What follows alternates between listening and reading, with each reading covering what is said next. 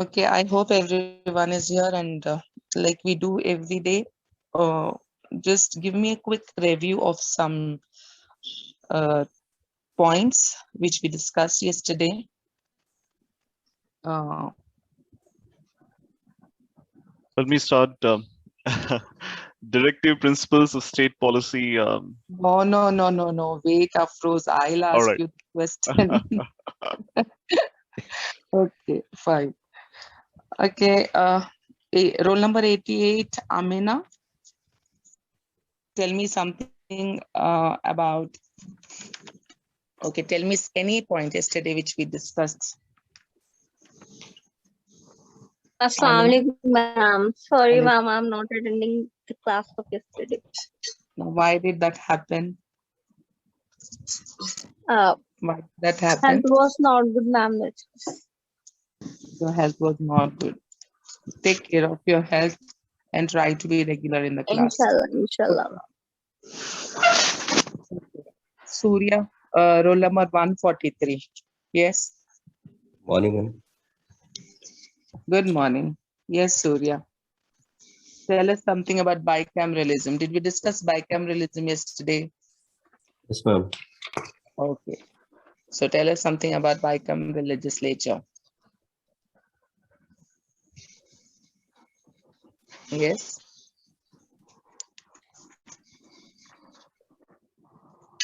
Ma'am, Lok Sabha maximum strength is 550, madam. Currently 545.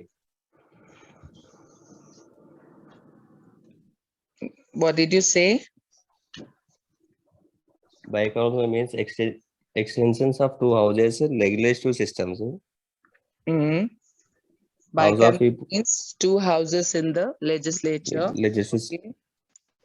House of Peoples are House of Representatives of lower house, Lok Sabha, Okay. with maximum strength 550, ma'am. Yes. Currently we have 540, ma'am. Good. And then? And Rajya Sabha also 250, ma'am. Maximum strength. Okay. Okay, currently 247, ma'am.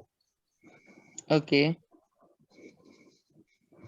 Tell me Yeah, what about the tenure of Lok Sabha and tenure of Rajya Sabha? Lok Sabha 5 years, ma'am. Tenure. Rajya Sabha also 6 years, ma'am. Okay.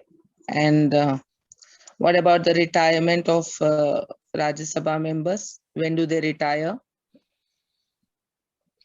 2 years, madam. Every 2 years. 2 years? Are you sure that? 6 years. 6 years, madam. 6 years, ma'am. No. They complete their tenure by 6 years and they retire. How many? Okay, 2 years. And how many members retire for every 2 years? 1/3. One third. Who is Surya? Many more Suryas along with Yeah. Surya? No, ma'am. Yeah. If I'm asking Surya, it's supposed to be Oh, I'm Surya. sorry. the answer. I'm sorry. Okay. Now, was it Mr. Rauf? Now you tell me something about parliamentary system. Yes. Okay.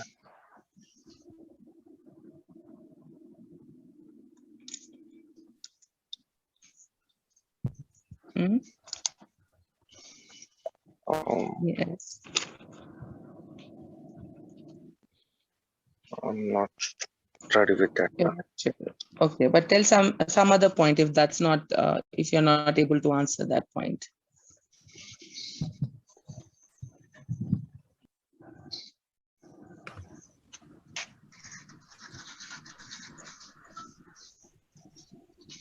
Any point relating to the features yesterday we discussed? Like yesterday, I was not present in Not the present? class. Yeah. Why did that happen? There was something like a cold. I was not able Cold? to listen. Yesterday, as some students discussed, कि ma'am मौसम ऐसा है, and everyone are lying in the bed warm under the blanket. Please try to be regular in the class, Mr. Rauf. Okay. Yep. And about the attendance, I hope all of you, Tatsa was just discussing. and he will discuss it again. So please make sure that ensure your regular attendance in the class. Okay, anyways, roll number 10, Rabbani Begum. Yes, were you present in the class yesterday? My internet connection. You were not present too. Okay, what about roll number 7, Roshina? Were you present yesterday?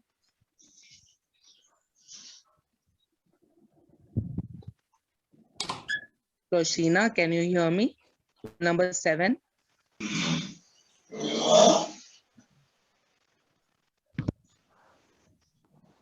Roshina, can you hear me? I wasn't present.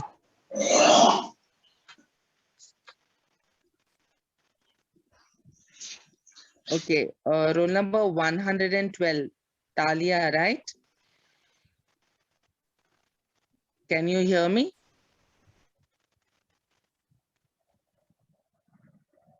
What is this class? If you people don't cooperate and don't answer, I will not proceed with the class. I'll quit and leave from here. Roll number 112, Talia. Talia, you can unmute and speak. You're on mute.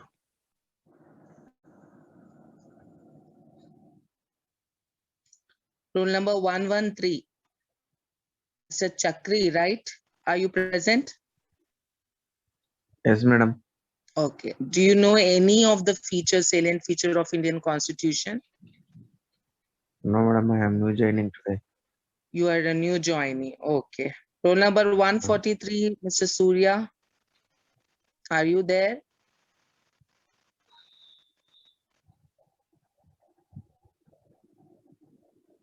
Roll number 147, Shaima. Yes, ma'am. Okay. Good morning. Good morning. Would you be able to answer anything from here? Yes, ma'am. Go ahead. The parliamentary system, or is it done? Like, should I give another point? Any point you wish to. Okay, ma'am. The parliamentary system has 2 levels. One is central level and one is state level, with executives are elected head, and the president has nominal powers, and the prime Mhm. minister has real powers, and he's the real head. Good. And the prime minister and council of ministers will form the government, Yes. and every act of government, like the PM and council of ministers, is answerable to the parliament. Very good. Yes, ma'am. Okay. What about something at state level? Tell me about state level. Who's the real and nominal head? And The prime what- minister is the real. Okay, state level. State level, Yes. the chief minister is the real head, and Mhm. the governor is like the nominal head. Okay. And Yes, they ma'am. are answerable to state legislative assemblies here at state level. Good. Yes, Thank you so much. Thank Roll you, number ma'am. 33, Masi. Tell me about any one feature. Come on, we have to proceed with the class now. Another 5 minutes, we'll discuss this. Masi, tell me something. Roll number 33. Any point?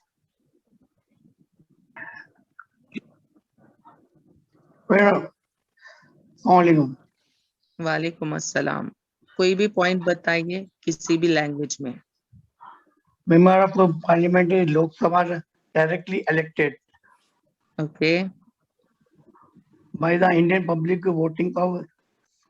Single member of it.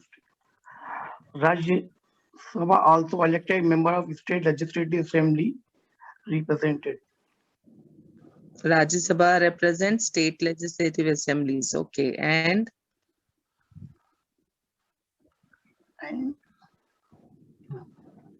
Anything? okay, prepare well. और कुछ जी. Roll number 19, Khuteja. Roll number 19, Khuteja. Are you there?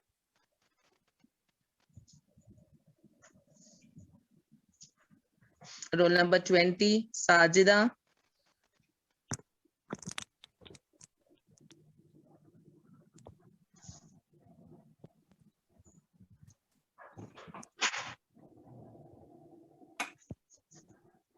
What do you mean of this silence? इतनी खामोशी का क्या मतलब? कुछ तो कहिए, आता है नहीं आता है? अनम्यूट करिए खुद को. Roll number 45 Masarat Fatima.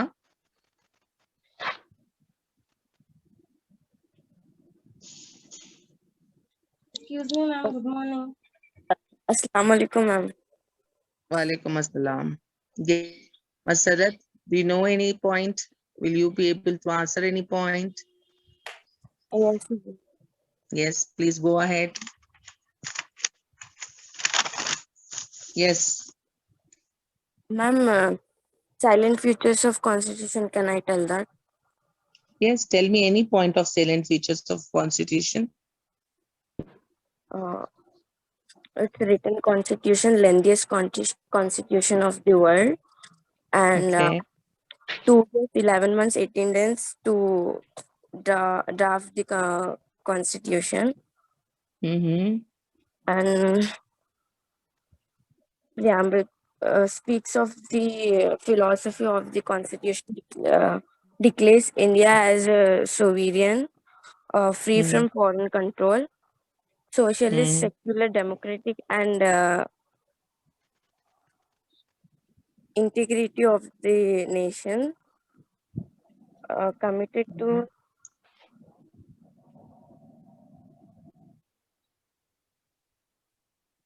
Okay. Roll number. Okay. Let's not waste more time.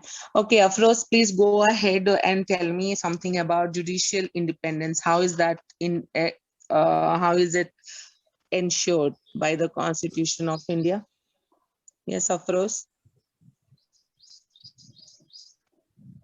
Afroz, can you hear I me? was just trying to unmute myself. Yeah. I thought you also have gone into sleeping mode. Definitely not.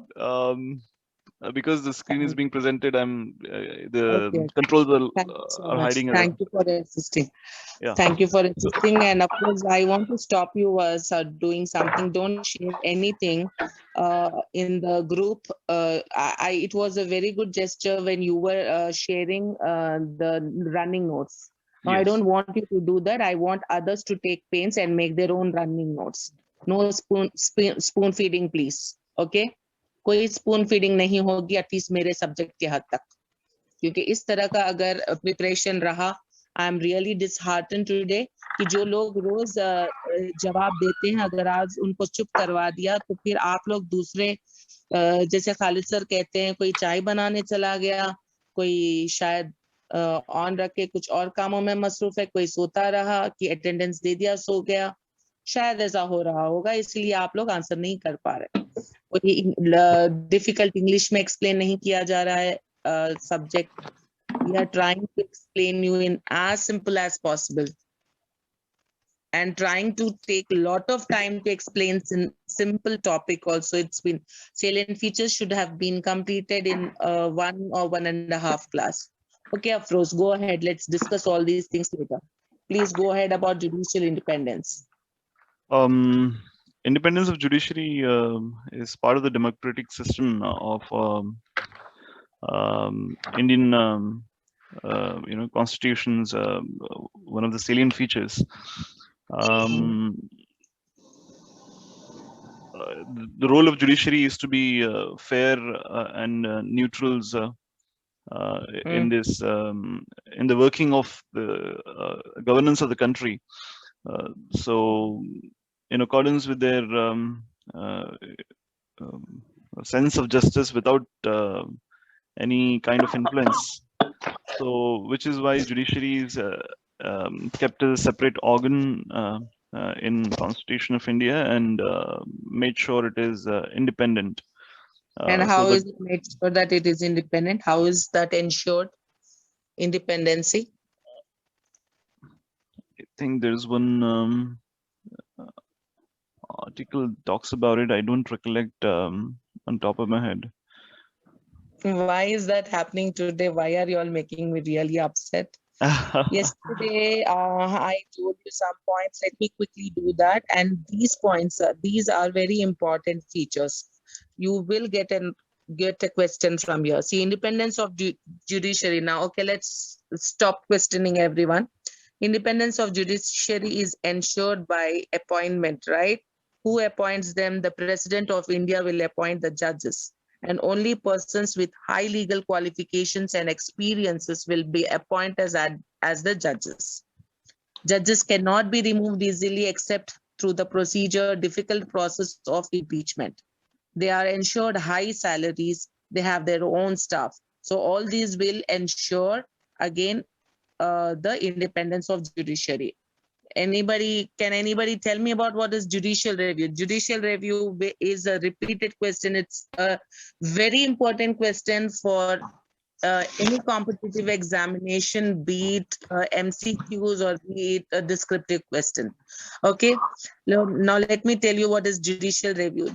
Judicial review is the power given to the courts, especially the Supreme Court and the higher court, to declare any law or any order of the legislature and executive void if they are against the spirit of constitution or against the spirit of fundamental rights. Am I clear? Yes, madam. Yes. Okay. Judicial activism is again an important function of judiciary, which is again made a salient important feature of the Constitution. Judicial activism is judges performing their social obligation, or judiciary performing its social obligation through public interest litigation.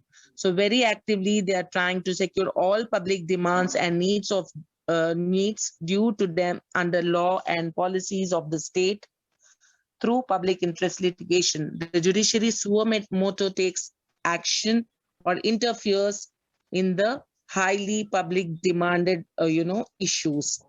For example, yesterday we discussed about how judiciary interfered and questioned the parliament about the budget spent on COVID issue. Yes, do you remember that example we discussed yesterday? Yes, ma'am. Yes, ma'am. So this is called judicial activism, and it can be done either suo motu or on the application of any person in any party in person through public interest litigation.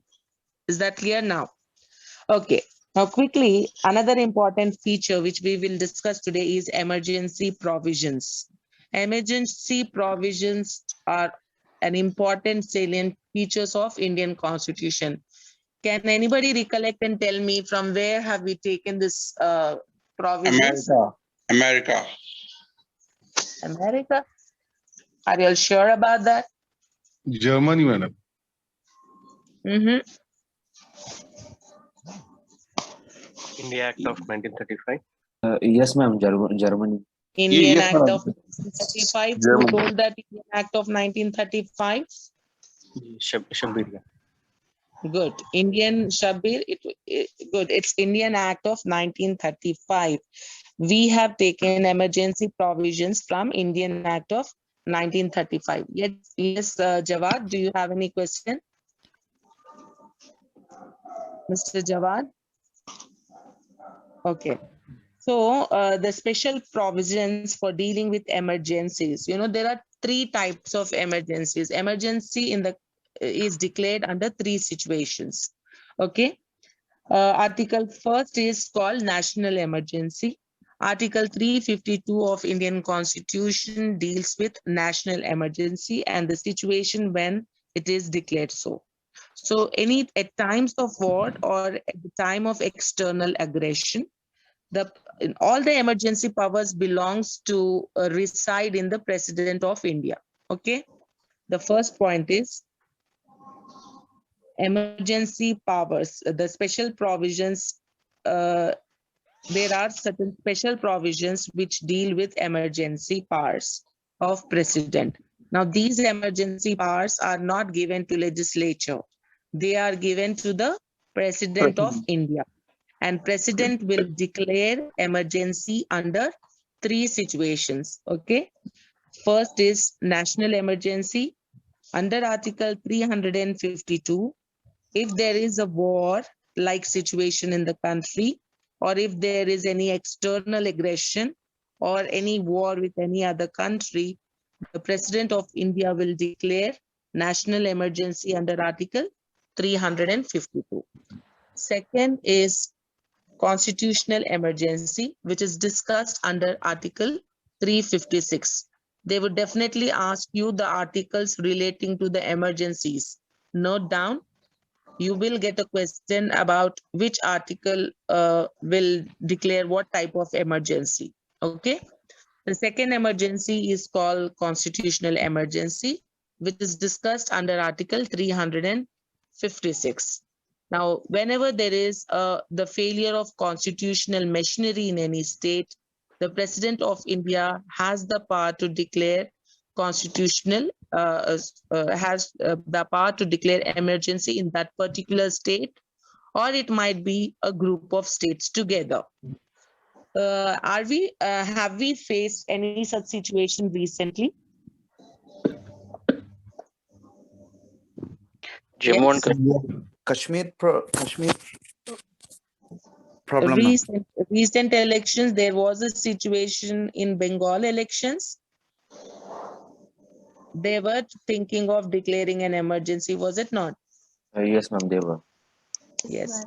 What is breakdown of constitutional machinery or failure? Whenever the chief minister or tries to dissolve the house, dissolve the assembly, likewise we dissolve the parliament at center, it's called a breakdown or failure of constitutional machinery. Okay. There might be a situation of death of president, of the chief minister of the state. There might such situations may lead to the failure of constitutional machinery, and in the absence of that, or whenever the state legislative assembly is dissolved before the tenure or before the completion of tenure, that might also be called as example of failure of constitutional machinery. And then the president has the right to declare emergency in that particular state. It might happen to a group of states together also. Is that clear now? Yes. Ma'am. Okay. The another emergency is called financial emergency. Sorry, another emergency is also called financial emergency, which is discussed under Article 360. Whenever there is a threat to the financial stability of the country, of the nation, the president has the power to declare financial emergency. Fortunately, India hasn't faced any financial emergency till date.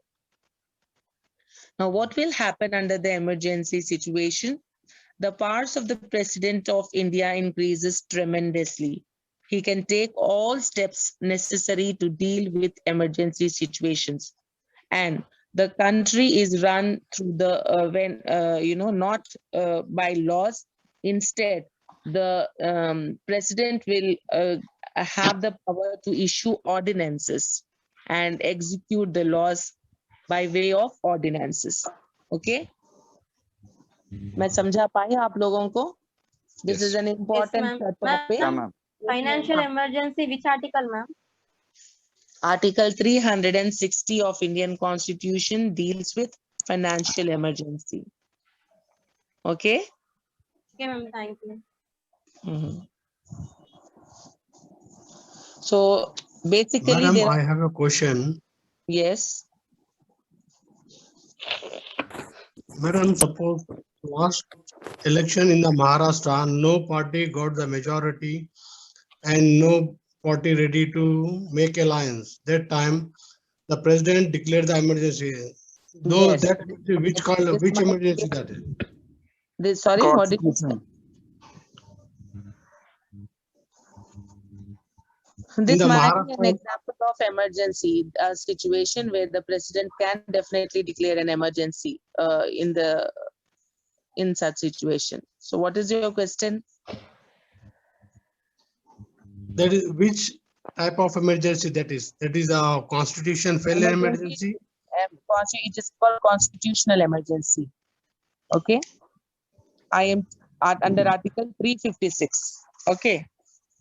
See, whenever any emergency is declared in a particular state due to breakdown of the constitutional machinery, it is called Article 356, declaration of Article 356 in that particular state, or in a group. It might happen in a group of states also, 1 or 2 states together, or 2 or 3 states together. Okay. So basically there are 3 emergencies. One is called national emergency, which is due to war or external aggression. कभी war हो जाए, कभी किसी दूसरे मुल्क से जंग हो जाए, ओके, जंग डिक्लेयर कर दी जाए, या फिर किसी दूसरे मुल्क का हम पर हमला हो जाए, तो ऐसी सिचुएशन में जो इमरजेंसी डिक्लेयर होती है उसे नेशनल इमरजेंसी कहते हैं, और इसका जिक्र आर्टिकल 352 में हुआ है। ओके। और फिर दूसरी इमरजेंसी है कॉन्स्टिट्यूशनल इमरजेंसी, जब किसी स्टेट में फेलियर हो जाए कॉन्स्टिट्यूशनल मशीनरी का, इससे मुराद ये है कि वहां की गवर्नमेंट फॉर्म ना हो पाए या किसी वजह से गवर्नमेंट डिसॉल्व हो जाए, तो ऐसी सिचुएशन में प्रेसिडेंट को पावर्स होते हैं कि वो उस स्टेट में इमरजेंसी डिक्लेयर कर दे। Okay, under article 356। ठीक है। अभी जैसे किसी ने महाराष्ट्र का एग्जाम्पल दिया, या फिर हम बंगाल का एग्जाम्पल, वहां सोचा जा रहा था लेकिन डिक्लेयर नहीं की गई। उसी तरह से आर्टिकल 360 में फाइनेंशियल इमरजेंसी, तीसरी इमरजेंसी जो है उसे फाइनेंशियल इमरजेंसी कहते हैं, जिसे आर्टिकल 360 में डिस्कस किया गया। जब कभी financial stability, there is a threat, अगर डेंजर हो कि फाइनेंशियल स्टेबिलिटी मेंटेन नहीं की जा सकती है, इकोनॉमी की फाइनेंशियल स्टेबिलिटी डिस्टर्ब हुई है, ओके, उस वक्त फिर सारे हालात को कंट्रोल करने के लिए president will declare financial emergency under article 360। लेकिन फॉर्चुनेटली आज तक इंडिया में फाइनेंशियल इमरजेंसी नहीं डिक्लेयर की गई। ठीक है। अब इन तमाम इमरजेंसी सिचुएशन, इन तीनों हालात में प्रेसिडेंट के पावर्स बढ़ जाते हैं, प्रेसिडेंट के इख्तियारात बढ़ जाएंगे, और president instead of law ordinances के थ्रू जो है एग्जीक्यूट करवाएंगे। ऑर्डिनेंसेस, जो ऑर्डर्स होते हैं प्रेसिडेंट के, उसको ऑर्डिनेंस कहते हैं।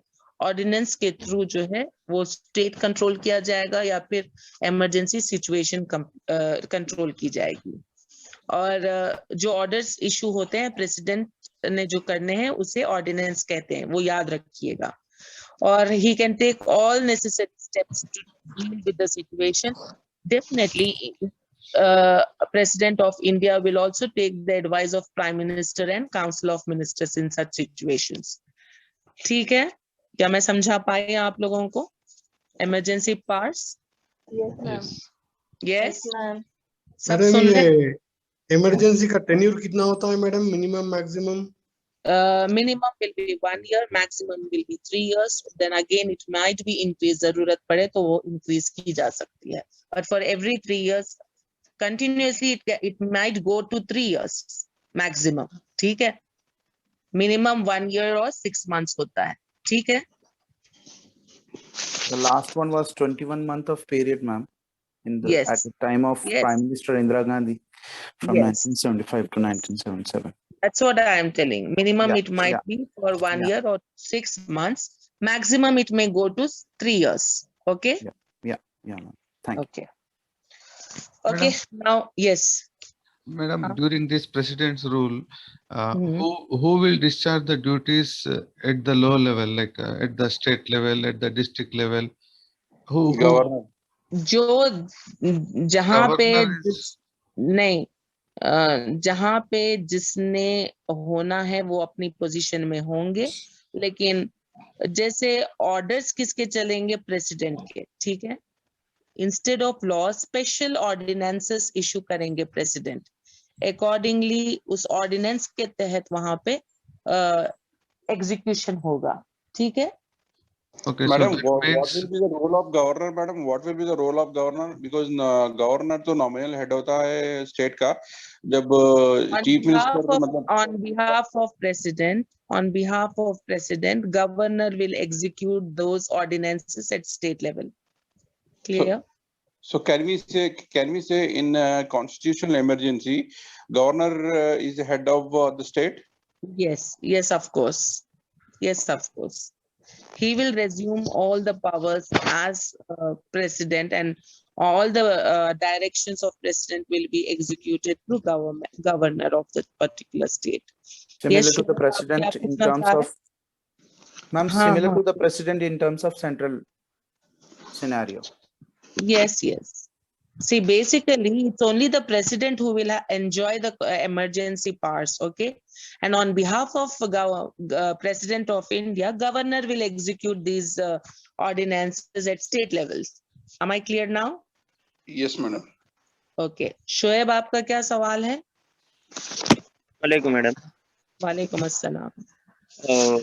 इमरजेंसी जिस तरह पैंडेमिक के दौरान करना थे वो किसमें प्रोविजन है? आपकी आवाज कट रही है शोएब, बताइए क्या कह रहे थे आप? हेल्थ इमरजेंसी की बात कर रहा था मैडम मैं। हेल्थ इमरजेंसी जैसी कोई चीज नहीं होती है, इसको आप कॉन्स्टिट्यूशनल इमरजेंसी में इंक्लूड कर सकते हैं या फिर नेशनल इमरजेंसी में भी इसको इंक्लूड किया जा सकता है। जैसे जैसे हेल्थ इमरजेंसी की सिचुएशन हो गई कोविड में थ्रू आउट द नेशन, और अगर सारा ही नेशन हैंडल नहीं किया जा सकता था तो फिर इमरजेंसी जैसी सिचुएशन आती और वो नेशनल इमरजेंसी डिक्लेयर की जाती। But it's like breakdown of constitutional machinery, it's not even national emergency, it's neither called health emergency. देखिए इमरजेंसी 3 टाइप की ही होती है, या तो नेशनल इमरजेंसी जब कभी वॉर हो जाए, ठीक है। कॉन्स्टिट्यूशनल इमरजेंसी आर्टिकल 356 के तहत मैंने बताया वो होती है, ये अप्लाई की जा सकती थी हेल्थ इमरजेंसी के दौरान। अगर हम अपनी यूसेज की जुबान में उसे हेल्थ इमरजेंसी कह रहे हैं तो आर्टिकल 356 लगाया जा सकता था उन स्टेट्स में जहां पे हालात कंट्रोल नहीं किए जा सक रहे हैं, ठीक है जी मैम। ओके, कौन सा आर्टिकल लगा जाएगा? Article 356। Okay, any other question? Can I Ma'am, move on? one last question from my side. समझा, प्लीज बताइए, पूछिए। Ma'am, when this emergency is imposed, so it directly means like parliaments and the state assemblies are nullified, and once the emergency is over, Not again nullified, they become inactive कह सकते हैं आप, ठीक है। okay, inactive. So जब emergency उठा ली जाएगी, they resume with their powers. okay, They but get no, back to their original position. okay, I was thinking like there will be another elections, so not No, like that. national emergency में जरूरत नहीं है। Okay. देखिए, President will act on the advice of Prime Minister and Council of Ministers, ठीक है। As such, complete Parliament dissolve नहीं होती है, Parliament action में ही होती है, लेकिन ये legislative powers सारे किसके हाथ में चले जाएंगे? President के हाथ में जाएंगे। और प्राइम मिनिस्टर और काउंसिल ऑफ मिनिस्टर्स या फिर पार्लियामेंट उस वक्त एडवाइजरी बॉडी बनकर प्रेसिडेंट को असिस्ट करेंगे, ठीक है। Okay, thank you. Give me a second class.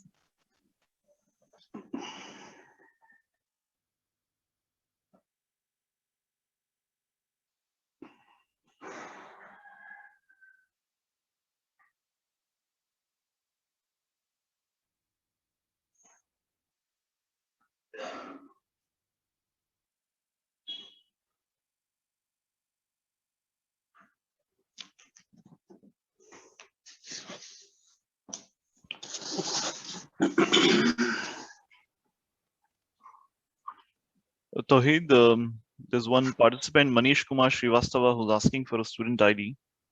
He said he filled the form a couple of days back. Could you help him with that, please? Yes, give me a minute. Manish Kumar Srivastava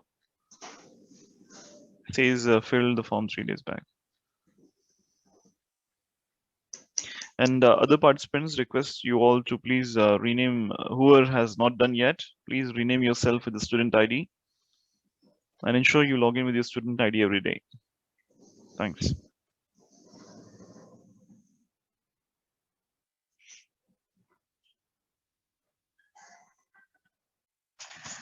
Sorry, class. So let's discuss with the other salient feature. The Indian Constitution also provides for special provisions relating to SCs and STs. Okay. Now, these special provisions are included to develop the backward classes. Okay. To develop the socio-economic situation of the backward classes, which were neglected for a long period, for a very long time. Now, to protect their interest, the Constitution provides for reservation policy. हम सब reservation जानते हैं, right? तो special इसके लिए SCs and STs और other socially as well as economically backward classes open category के लिए भी हमने डिस्कस किया था, राइट? ओपन कैटेगरी के लिए भी एक प्रोविजन बनाया गया है, विच अमेंडमेंट एक्ट के थ्रू? यस, SCs STs तो काफी पुराना है, लेकिन रिसेंटली जो अमेंडमेंट हुआ था जहां इकोनॉमिकली बैकवर्ड क्लास हो ओपन कैटेगरी में, जिसे रिजर्वेशन की 10% रिजर्वेशन देने की बात कही गई है, वो कौन सा आर्टिकल है और कौन सा अमेंडमेंट है? Not for ma'am. Ma'am, 103rd in 2019 amendment act. Yes. Yes, very good. Who answered this? Shaima, ma'am. Okay, Shaima, good. So the last amendment, the recent amendment of 2019 speaks about reservation of economically backward classes in the open category. Okay, इन्हें कितनी % reservation देने की बात की गई है? 10%. Okay. Likewise, coming back to basic provisions, the Constitution provides for reservation of seats in the legislature. Okay, all the STs and STs के लिए reservation होगी legislature में. ठीक है? उसके अलावा reservation of jobs has been also ensured by the Constitution. Am I clear? Reservation कहाँ दी गई है? लेजिस्लेचर में. ओके, रिजर्वेशन दी गई है जॉब्स में, एंड रिजर्वेशन इंश्योर की गई है पंचायत और म्युनिसिपल काउंसिल्स में भी. सो हम रिजर्वेशन देख रहे हैं कहाँ पर? पार्लियामेंट में रिजर्वेशन है इनके लिए, स्टेट लेजिस्लेचर्स में रिजर्वेशन है, जॉब्स, कोई भी जॉब्स, गवर्नमेंट जॉब्स में भी पहले रिजर्वेशन दी जाएगी SC STs को या बैकवर्ड क्लासेस को, और या इकोनॉमिकली या सोशली बैकवर्ड क्लासेस को. उसी तरह पंचायत लेवल और म्युनिसिपल काउंसिल लेवल पर भी रिजर्वेशन की बात की गई है. Okay, so basically it has, the constitution has ensured for the upliftment of these socially and economically backward classes. The reservation policy has been ensured at the parliament, at the level of parliament, at the level of legislature, at the level of state legislature, in the government jobs, in the panchayats and municipal councils. ठीक है? एक recently there's also a bill which is still pending. That is presently a bill for granting 33% reservation of legislature seats for women is in the process of getting enacted into law. Yes or no? आप लोग aware हैं? Yes. Yes.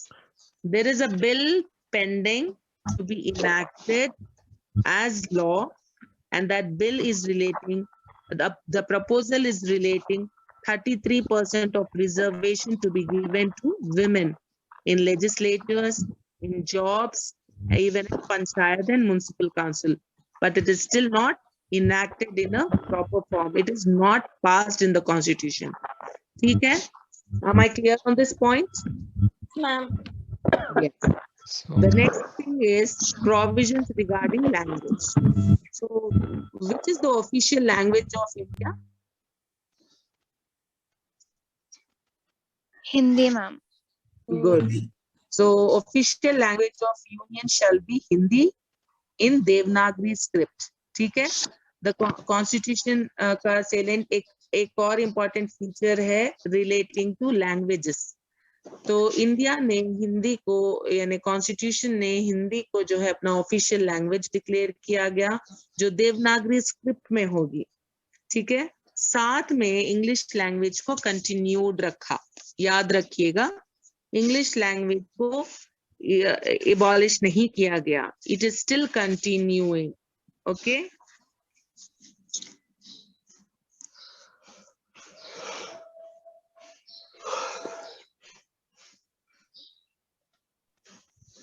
So there are provisions regarding language.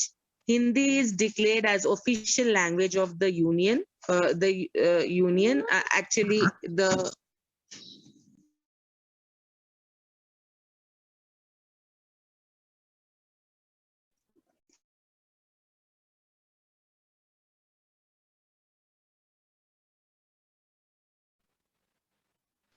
Can you all hear me, class?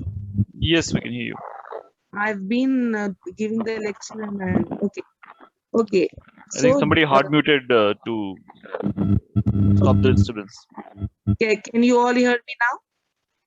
Yes, ma'am. Yes, Yeah, ma'am. very clear, ma'am. Okay. So official language of union shall be which language? Hindi.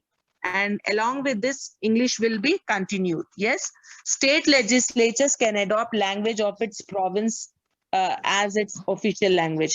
फिर से state legislatures को ये छूट दी गई है कि वो अपनी local language को official language की तरह इख्तियार करें. ठीक है. For example, Telugu at Andhra Pradesh. Yes, जब यूनाइटेड आंध्रा था और आज भी तेलंगाना और आंध्रा में Telugu is the official language. Yes or no? Yes, ma'am. Yes. Yes. At union level, Hindi is always the official language along with okay. In Devanagari script or English language continue की जाएगी. In Ma'am, other question all है. official matters. Huh? Ma'am, is there a difference between official versus national language? See, no, not so. See, official language क्या होगी? अब legislature में तमाम departments में जो language use की जाएगी उसे official कहेंगे. Definitely national language ही तो official language होगी, है कि नहीं? Okay. Okay. Okay. And ma'am, what is Devanagari script? Devanagari, you tell me what is Devanagari script. ये तो school students should tell us. So you will tell. No, no, कल भी कितने सारे questions किए थे हमने. Okay. Yes. Who asked me this question? Shahid. Shahid, you tell me tomorrow. और कल के भी जो है ना questions आज तो कुछ भी याद नहीं रहे. आप लोगों की खामोशी देखकर सन्नाटा तो मेरे दिमाग पे छा गया. Only one question. What was asked by you, ma'am? The members of Rajya Sabha. Rajya Sabha, how they will What's the elect. homework? Yeah. And I think it was Shahid Bhai and me, you know, were discussing about it. और एक सवालों का पिटारा है लेकिन याद भी नहीं दिलाते हैं कल का ये सवाल था, है ना शायद? No, it's not like I worked on those questions, but Really? I need a clarification. So yeah, definitely. Be prepared. अभी डिस्कस करेंगे. एक 5 मिनट का ब्रेक अनवर साहब मांग रहे हैं ना 7 बजे. ठीक है. तो फिर सुप्रीम कोर्ट और हाई कोर्ट्स की क्या लैंग्वेज है? अनफॉर्चुनेटली ये बताइए. English. इसीलिए इतना हम इफेक्टिव नहीं है शायद एडवोकेट, है ना? इंग्लिश पे काम करिएगा. So the language of the court is English. Okay. And the constitution recognizes 22 modern Indian languages also. कितनी languages को recognition मिली है constitution में? 22 modern languages. ठीक है. उसमें से कुछ languages का पता करिए. मैं ही question देती हूँ. In modern languages में कौन से languages constitution ने recognize किए हैं उसको कल पता करके आइए. और क्या question है? English is our constitutional language just because of, you know, though it is a global language or? Yes. What exactly? There are two reasons of using English as the language. First of all, it's a global language, right? As you said. Secondly, for how many years British ruled our country? Yes. For hundreds of years. Yes or no?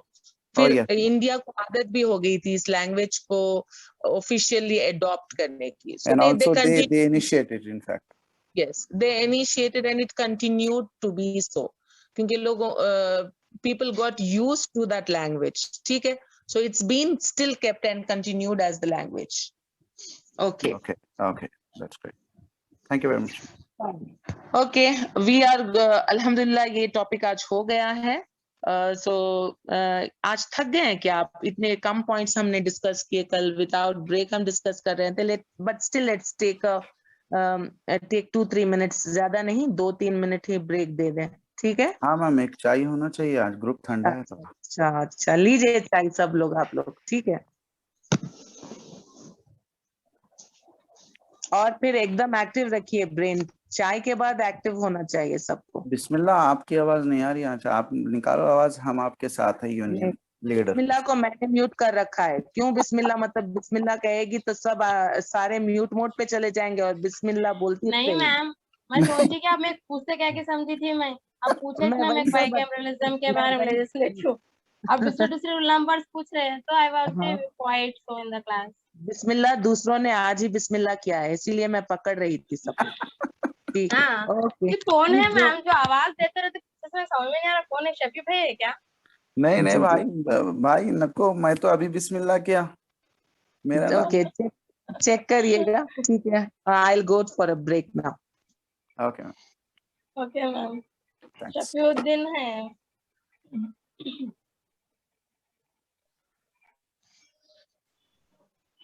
Active तो वैसे भी नहीं है, कौन भी कैसे किया बेचारे। शफी भाई भी म्यूट में थे। अब आप है बोलकर मैं म्यूट में हूँ। आप है बोल के मैं म्यूट में हूँ। वाह वाह, इंशाल्लाह थोड़ा सा मैम को भी क्या है, अच्छा इंटरेस्ट आता थोड़ा अपन। हाँ भाई, उन्होंने नहीं पूछा ना, बीच में डिस्टर्ब हाँ करने मैम, लगती थोड़ा होता सा ना। नहीं, पहली क्लास से ये राइट फ्रॉम द बिगिनिंग, यानी कि ये आज की पहली क्लास है जिसमें ग्रुप्स के तमाम मेंबर्स जरा क्वाइट है। अनवर भाई की भी आवाज नहीं है। हाँ, सब लोग क्वाइट है। पता नहीं अफरोज भाई भी साइलेंट बैठ गए। नहीं, अफरोज भाई को रेस्पॉन्सिबिलिटीज आ गया। अब उन्होंने अपन जब आवाज निकालेंगे तो उन्होंने अपने को खामोश करने आवाज निकाल सकते। I'm doing more than one thing at a time, so in fact Yeah, ma'am yeah, सवाल कर रहे yeah. जब भी मेरे को कोई और चीज में मशगूल रह रहा हूँ मैं, और जवाब नहीं दे सक रहा हूँ। कौन से आज भी रिजर्वेशन कंटिन्यूड है, राइट? लेकिन क्राइटेरिया बदल गई है, पैरामीटर्स बदल गए हैं रिजर्वेशन के। पहले रिजर्वेशन सिर्फ कास्ट पे हुआ करता था, लेकिन अब रिजर्वेशन इकोनॉमिकली बैकवर्ड क्लासेस को भी जो है क्राइटेरिया बनाया गया कि इनकी अपलिफ्टमेंट के लिए भी रिजर्वेशन चले। रिजर्वेशन आज सच एक पॉजिटिव डिस्क्रिमिनेशन है। मैं सारी क्लास सुन रही है ना, थोड़ा गौर से सुन लो। मैं भी थोड़ा सुन रही थी, आप लोग डिस्कस कर रहे थे रिजर्वेशन के ऊपर। देखिए, reservation as such is a positive discrimination, इसको नेगेटिव नहीं लिया जाए, ठीक है? And this positive discrimination is important for upliftment of the weaker sections of the society, है कि नहीं? दिस इज रिक्वायर्ड, इसीलिए इसको कॉन्स्टिट्यूशन की बैकिंग भी है। इस एस्पेक्ट को कॉन्स्टिट्यूशन की बैक सपोर्ट भी है, so that the weaker sections of this society fall in the main stream line, ठीक है? रिसेंट जो रिजर्वेशन हुआ था, अफरोज ने शायद अभी कहा मेरे आने से पहले, बस that is true. 95th amendment act 2020 में ये एक्सटेंड किया गया है 2030 तक, राइट? 104 में ma'am. Is this 104th or 95th amendment? It's 104th amendment, right? Now the right. latest one, 95th was correct. It was until 26 January 2020. Yes. वहां से it got extended till 2030. जी. Am I clear? Yes. Is that right? Yes. Okay. And somebody was saying it is this 104th amendment was for some general category, but let me correct, that is for SC and ST as per the No. It's again, no. It's for general category. You correct. It's Okay. for, please recheck. It's for general category में कभी reservation ही नहीं थी। मैं वही बता रही थी कि आज तक जो रिजर्वेशन थी, कास्ट को क्राइटेरिया बनाया जाता। अगर कास्ट को ही क्राइटेरिया बना लिया जाए तो फिर इसका एंड ही नहीं होगा रिजर्वेशन का। इसको पॉजिटिव डिस्क्रिमिनेशन के तहत under that rule shelter her government आएगी और इसको ऐसे ही आगे करेगी। बट देन इसीलिए अब फोकस थोड़ा जो है चेंज हुआ है या डाइवर्ट हुआ है इकोनॉमिकली वीकर सेक्शन की तरफ। तो इसीलिए ये जो रीसेंट अमेंडमेंट है इसने रिकॉग्नाइज किया इकोनॉमिकली बैकवर्ड जो सेक्शन है ओपन कैटेगरी में, इसको भी रिजर्वेशन दिया जाए, इसको भी ये रिजर्वेशन की जरूरत महसूस की गई एजुकेशनल इंस्टीट्यूशंस में, जॉब्स में and many such things which जो हमने अभी डिस्कस किए। आप लोग भी एक बार रीचेक करें, we are coal and learners, फिर एक बार रीचेक जी, करें। I was very sure about that economically backward classes को भी दिया गया है। इसका reconfirm me tomorrow. I have just double checked, ma'am. 104th amendment of the Constitution of India extends the deadline for secession for the reservation of seats for members from scheduled castes and scheduled tribes in the Lok Sabha and State Legislative Assembly by a period of 10 years. It's 103 third amendment for general category. Every time 103 for general category, yeah.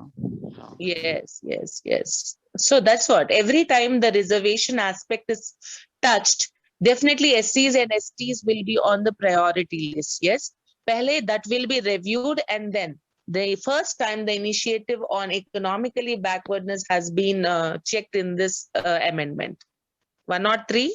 Economically weaker sections, yes. So remember that is the recent and very new upbringing in this thing. Okay, so can we go to a new topic today? Are you all ready? Yes ma'am, go ahead please. Okay, के अलावा सब ready हैं कि सो रहे हैं सब? आप चाय पिए, almost 7 बज Excuse me ma'am, Rabbani, if you have cleared your doubt, please lower your hand. Okay, ठीक है मिस रब्बानी, आप थोड़ा सा हैंड लोअर कर ले, may be it's disturbing others. Thank you Rabbani. आज हुस्ना नहीं है क्लास में। Go ahead ma'am, other topic. She's there. वालेकुम अस्सलाम। बिल्कुल खामोश है हुस्ना आप, आपको समझ आ रही है क्लास? नहीं मैम, थोड़ी देर तक हमारे को आवाज ही नहीं आ रही थी ना, हमारी आवाज वहां जा रही थी। अच्छा, तो आप हमसे बता देते। अब ठीक है आपका सिस्टम सारा, आपका डिवाइस वगैरह ठीक है? जी अल्हम्दुलिल्लाह मैम, अल्हम्दुलिल्लाह ठीक है। तो हम एक टॉपिक कंप्लीट कर चुके हैं। आपके सवालों से दूसरों को जो झिझक हो रही है सवाल करने से, हमको पता है कि कईयों को यहाँ पे प्रॉब्लम होती है लैंग्वेज को लेकर, इसीलिए I try to wind up और थोड़ा सा ब्रीफ भी कर। तो आप सवाल करते रहिएगा हुस्ना, दूसरों को भी सहूलत हो जाएगी समझने क्लास में। जो उर्दू से फैज दीजिए हुस्ना मैडम। ठीक है, आज नई क्लास हम नया टॉपिक स्टार्ट करें फिर। Very important topic, very important topic, it's called preamble.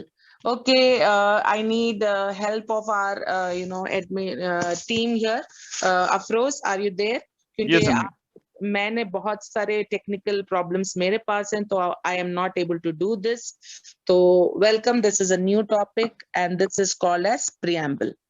Okay, पहले तो ये बताइए आप लोग, हम कोई भी चीज जब लेते हैं, खरीदते हैं, परचेज करते हैं, तो उसके साथ हमें गिफ्ट में क्या मिलता है? उसकी कैटलॉग, उसकी कैटलॉग मिलती है, उसका मैनुअल, जिसे हम मैनुअल भी कहते हैं, मैनुअल पूरी मिलती है। उस मैनुअल का क्या काम होता है बताइए? Give it instructions how to use products. How to use, हाँ, मैनुअल हमें बताएगा कि हम उसे कैसे इस्तेमाल करें, और What are the uses? What are the uses, कैसे रखा जाए उसे, कैसे इस्तेमाल किया जाए, disadvantages of that, how to students use in that way. ठीक है, मैनुअल का बेसिकली काम होता है कि वो एक्सप्लेन करे चीजों को कैसे यूज करना है, कैसे रखना है, उनका मेन पर्पस क्या है। उसी तरह हर लेजिस्लेशन, याद रखिए, हर लेजिस्लेशन और हर एक्ट अपने एक प्रियम्बल के साथ आता है, ठीक है?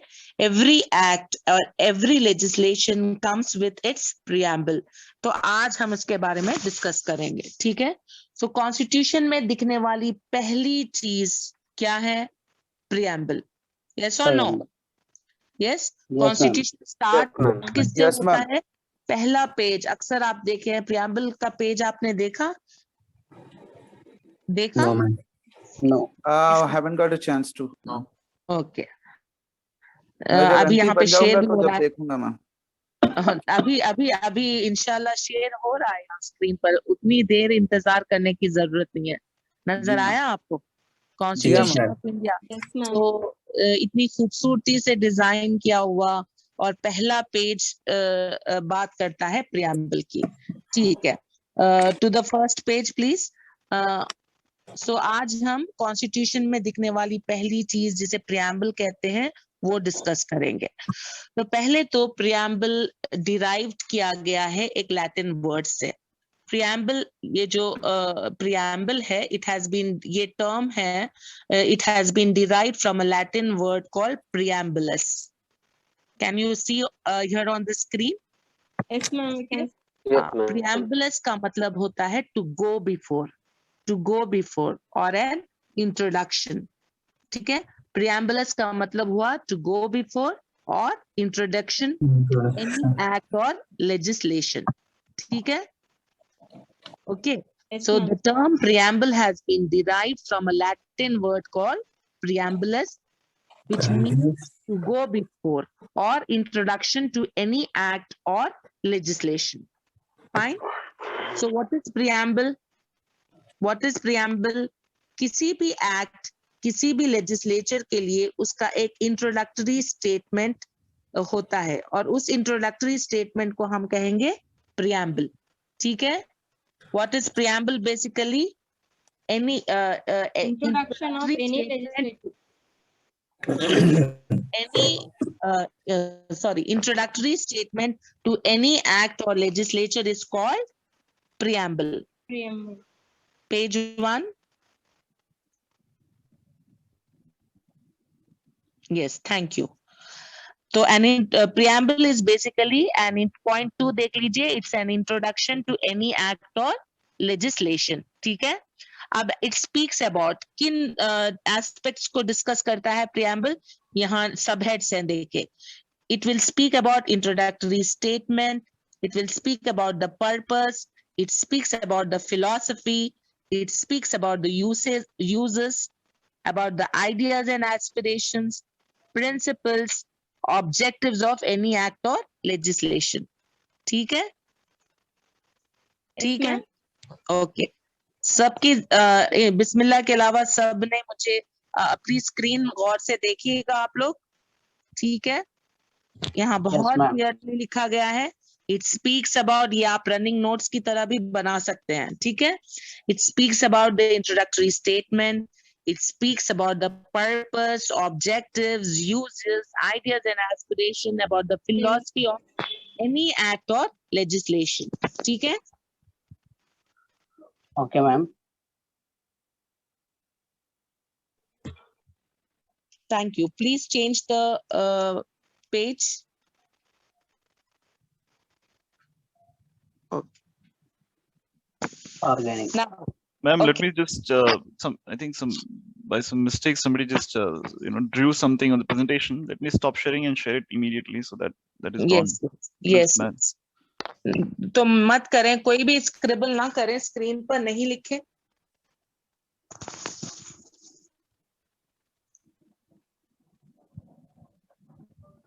All right, stop share.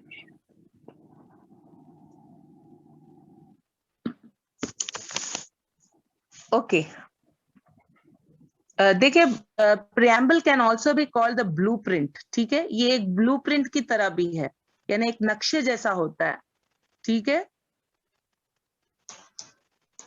ठीक है, प्रियम्बल एक नक्शा भी, आप एक सिंपल लैंग्वेज में इसे एक नक्शा भी ट्रीट कर सकते हैं। प्रियम्बल को देखो तो ऑटोमेटिकली आपको समझ आएगा कि वो एक्ट मेनली क्या बात करता है। ठीक है, मैं समझा पाई प्रियम्बल क्या है? Yes ma'am. ठीक है, इट्स लाइक अ ब्लूप्रिंट और अ नक्शा विच विल, उसे देखते ही हमें समझ आ जाएगा कि वो एक्ट किस बारे में बात करता है। ठीक है, ओके, तो नेक्स्ट आते हैं, दूसरा सवाल होगा हमारा, हु ड्राफ्टेड प्रियम्बल? प्रियम्बल किसने बनाया? ठीक है, यहाँ पंडित जवाहरलाल नेहरू ने कॉन्स्टिट्यूएंट असेंबली को, पंडित जवाहरलाल नेहरू ने कॉन्स्टिट्यूएंट असेंबली के सामने एक ड्राफ्ट प्रेजेंट किया था कि हमारा कॉन्स्टिट्यूशन कैसे होना चाहिए, लोगों को क्या राइट्स मिलेंगे, क्या लिबर्टीज लोगों को मिलने चाहिए, ये सारे एक्सप्रेशंस को पंडित जवाहरलाल नेहरू ने एक ड्राफ्ट की सूरत में तैयार किया एंड प्रेजेंटेड, इसको कॉन्स्टिट्यूएंट असेंबली के सामने प्रेजेंट किया गया। और इस ड्राफ्ट को बेसिकली कहते हैं ऑब्जेक्टिव रेजोल्यूशन। क्या कहते हैं? Objective resolution. Objective resolution. और ये ऑब्जेक्टिव रेजोल्यूशन 13 दिसंबर 1946 को पंडित जवाहरलाल नेहरू ने कॉन्स्टिट्यूएंट असेंबली के सामने पेश किया या प्रेजेंट किया। ठीक है, फिर कॉन्स्टिट्यूएंट असेंबली ने इसी ऑब्जेक्टिव रेजोल्यूशन को 22 जनवरी 1947 को प्रियम्बल की सूरत में एडॉप्ट कर लिया। ठीक है, मैं समझा पाई? पॉइंट 3 यहाँ आपको स्क्रीन पर पॉइंट 3 नजर आ रहा है, राइट? कुछ डेट्स नजर आ रहे हैं? ठीक है, ओके। तो फर्स्ट थिंग इज प्रियम्बल का ड्राफ्ट किसने बनाया? बेसिकली पंडित जवाहरलाल नेहरू ने प्रियम्बल को ड्राफ्ट किया। तो वो क्या था उनकी ये इस ड्राफ्ट में पंडित जवाहरलाल नेहरू ये बताना चाह रहे थे, ये एक्सप्लेन करना चाह रहे थे कि कॉन्स्टिट्यूशन कैसा होना चाहिए, इंडिया का कॉन्स्टिट्यूशन कैसा होना चाहिए, लोगों को क्या राइट्स मिलने चाहिए, कौन सी फ्रीडम या लिबर्टीज मिलने चाहिए। ये तमाम एक्सप्रेशंस को उन्होंने एक ड्राफ्ट की सूरत में, ड्राफ्ट की शक्ल में तैयार किया और इसे ऑब्जेक्टिव रेजोल्यूशन के नाम से 13 दिसंबर, पॉइंट 2 देखिएगा, 13 दिसंबर 1946 को जवाहरलाल नेहरू ने कॉन्स्टिट्यूएंट असेंबली के सामने पेश किया और कॉन्स्टिट्यूएंट असेंबली ने इसी ऑब्जेक्टिव रेजोल्यूशन को प्रियम्बल यानी प्रियम्बल के नाम से इख्तियार कर लिया या अडैप्ट कर लिया। On which day? पॉइंट 3 आ जाइए, 22 जनवरी 1947 को। क्लियर हुआ? बात क्लियर हुई? Yes ma'am. ठीक है। So since preamble was made, it was amended only once. ठीक है, जब से preamble बना है इसकी एक ही बार हम 40 लास्ट पॉइंट देखिए, 42nd अमेंडमेंट नजर आ रही है आपको? ठीक है, ओके। बिस्मिल्लाह के अलावा किसी को नजर नहीं आ रहा? अब अफरोज को नजर आया और स्क्रीन पर बिस्मिल्लाह को नजर आया या सबको नजर आया? सबको नजर आ अब लग रहा किसी को प्रॉब्लम है स्क्रीन में शेयर? ओके, अल्लाह का शुक्र है। तो लास्ट पॉइंट हम डिस्कस करेंगे। जब से प्रियम्बल बना है, since preamble was made, it was amended only once and added 3 new words. ठीक है, 42nd अमेंडमेंट के तहत प्रियम्बल में 3 इंपॉर्टेंट वर्ड्स ऐड किए गए, 3 नए वर्ड्स ऐड किए गए। नीचे देखें लिस्ट, सोशलिस्ट, सेक्युलर और इंटेग्रिटी। ये 3 वर्ड्स 42nd अमेंडमेंट में ऐड किए गए। तो जब से प्रियम्बल बना है और आज तक प्रियम्बल में कभी भी अमेंडमेंट नहीं किया गया, ओनली 42nd अमेंडमेंट के थ्रू किया गया था। कौन से ईयर में? 1972 या 1976? 1976 राइट, 1976 में 42nd अमेंडमेंट हुआ था और ये अमेंडमेंट प्रियम्बल को लेकर है। और याद रखें, प्रियम्बल से बहुत इंपॉर्टेंट बात हम क्या कह रहे हैं कि प्रियम्बल बेसिक स्ट्रक्चर को डिफाइन करता है कॉन्स्टिट्यूशन के, और इसको अमेंड नहीं किया जा सकता। कहा था ना हमने फीचर्स डिस्कस करते वक्त? इसको तफसील से आगे डिस्कस करेंगे, इसको आगे डिस्कस करेंगे कि इसको एक्चुअली प्रियम्बल को अमेंड करना चाहिए कि नहीं करना चाहिए। लेकिन 42nd अमेंडमेंट हुआ था, 1976 में हुआ था और हमने 3 वर्ड्स इस अमेंडमेंट के थ्रू हमने 3 वर्ड्स ऐड किए और वो वर्ड्स हैं सोशलिस्ट, सेक्युलर और इंटीग्रिटी। नोट कर लिया आप लोगों ने? Yes ma'am. ओके, सो अब प्रियम्बल के कुछ हम इंपॉर्टेंट वर्ड्स देखते हैं। ठीक है, please next page please. Thank you. So preamble में दिखने वाली पहली लाइन क्या होती है? यहाँ भी देखें साइड में, we the people of India कैसे स्टार्ट हो रहा है? वी से स्टार्ट हो रहा है। We the people of India. We the ये people. लाइन इतनी पावरफुल है, इट एस्टैब्लिशेस द सोर्स। ये कॉन्स्टिट्यूशन के सोर्स को एक्सप्लेन करती है, ठीक है? ये लाइन इंडियन कॉन्स्टिट्यूशन के सोर्स को एस्टैब्लिश करती है, पावर को एस्टैब्लिश करती है। इसका मतलब क्या हुआ? इंडियन कॉन्स्टिट्यूशन को किसी एक्सटर्नल फोर्स ने नहीं बनाया, ठीक है? इंडियन कॉन्स्टिट्यूशन को किन्होंने बनाया? इंडियन कॉन्स्टिट्यूशन को इंडिया के लोगों ने ही बनाया। कैसे?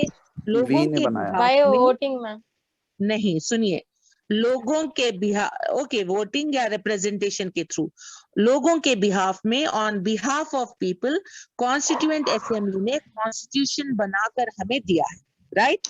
तो इंडियन कॉन्स्टिट्यूशन का सोर्स क्या हुआ? पीपल, है कि नहीं? इसीलिए यहाँ बोल्ड लेटर्स में लिखा गया है, we the people of India, we the people of India has prepared the constitution। किसी एक्सटर्नल फोर्स ने या ब्रिटिश गवर्नमेंट ने हमको कॉन्स्टिट्यूशन बनाकर नहीं दिया, ठीक है? याद रखें, ये बहुत इंपॉर्टेंट है। ये जो लाइन है, we the people of India, लोगों के पावर को एस्टैब्लिश करती है। It establish the power of the people, it establishes the source of Indian constitution, which says the source of Indian constitution is the people of India. Source of Indian constitution कौन है? India के लोग ही हैं, ठीक है? Preamble, sorry, constitution किसने बनाया? India के लोगों ने ही बनाया। उन्होंने कॉन्स्टिट्यूएंट असेंबली को, यानी कॉन्स्टिट्यूएंट असेंबली के थ्रू, अपने रिप्रेजेंटेशन के थ्रू कॉन्स्टिट्यूएंट असेंबली को ये पावर्स दिए, और कॉन्स्टिट्यूएंट असेंबली ने एट द एंड कॉन्स्टिट्यूशन तैयार करके हमको दिया है। तो source, it establishes the source of Indian constitution, which rests in the people of India. That is why the first line states, we the people of India, ठीक है? Second point देखिए, on behalf of people, constituent assembly has prepared the constitution, ठीक है? Okay, यहाँ पे कुछ terms हैं। Third point देखिए, constitution क्या, preamble क्या कहता है? We the people of India having solemnly resolved to, साथ में देखें यहाँ पर, having solemnly resolved to constitute India into a sovereign, socialist, secular, democratic republic। तो ये जो लाइन है, sovereign, socialist, secular, democratic republic, it explains the nature of our constitution। ये इंडिया के कॉन्स्टिट्यूशन, इंडियन कॉन्स्टिट्यूशन के नेचर को define करते हैं। ये जो टर्म्स हैं, sovereign, socialist, secular, democratic, Republic, नजर आए आपको स्क्रीन पर? ये जो है, ये वर्ड्स जो हैं इंडियन कॉन्स्टिट्यूशन के नेचर को डिफाइन करते हैं, ठीक है?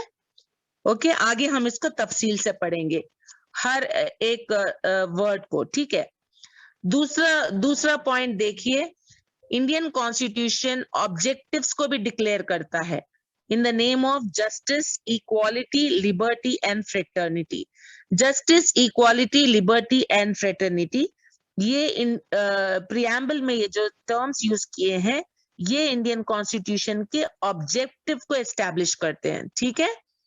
ओके, तो गवर्नमेंट का क्या फर्ज है, यानी क्या ऑब्जेक्टिव होना है? इंडियन कॉन्स्टिट्यूशन का ऑब्जेक्टिव बेसिकली क्या है? कि इस मुल्क में जस्टिस एस्टैब्लिश हो, इंडिया में इक्वालिटी एस्टैब्लिश हो, लिबर्टी एस्टैब्लिश हो, फ्रेटर्निटी एस्टैब्लिश हो। जस्टिस का मतलब तो सबको मेरे ख्याल से पता है, राइट? अदल और इंसाफ। इक्वालिटी, सब इक्वली ट्रीट किए जाएं बिना किसी डिस्क्रिमिनेशन के, right? Irrespective of caste, creed, colour, religion, region and sex, ठीक है? इन तमाम को नजरअंदाज करके सबको इक्वली ट्रीट किया जाए, सबको इक्वल अपॉर्चुनिटीज दी जाए, इसका मतलब ये हुआ, ठीक है? लिबर्टी का मतलब होता है फ्रीडम। इस मुल्क का हर सिटीजन फ्रीडम एंजॉय करेगा, ठीक है? फ्रेटर्निटी इंश्योर की जाएगी। फ्रेटर्निटी का मतलब हुआ भाईचारगी, ठीक है?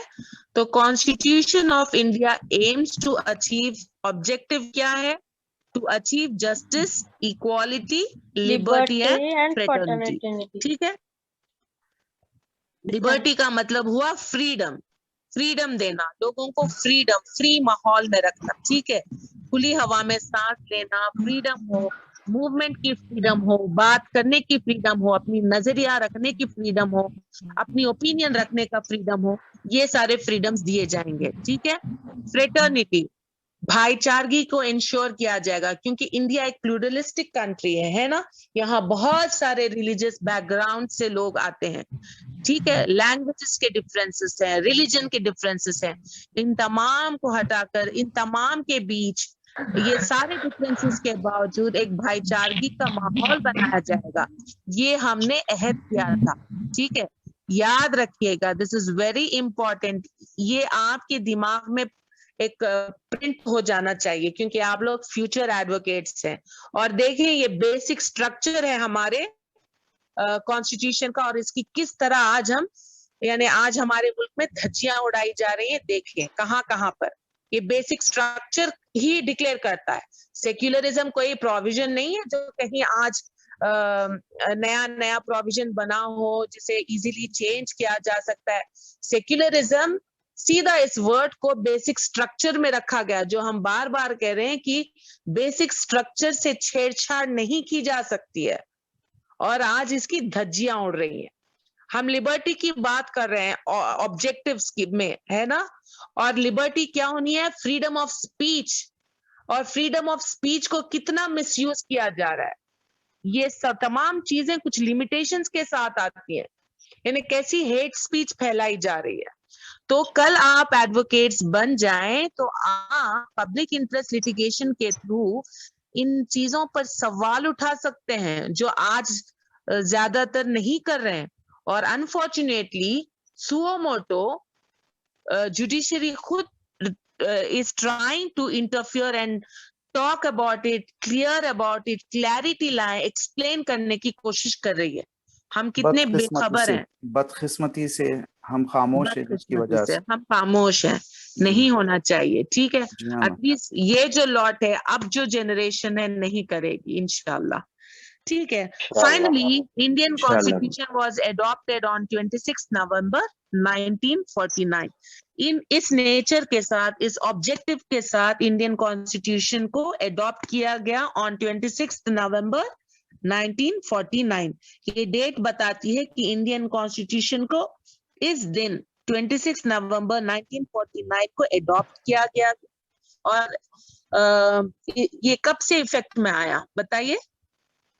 26 जनवरी 1950।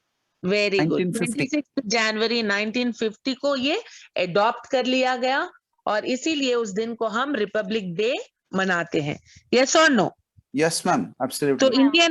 तो इन अ नटशेल इंडियन कॉन्स्टिट्यूशन का जो प्रियम्बल है वो एक इंट्रोडक्टरी स्टेटमेंट है।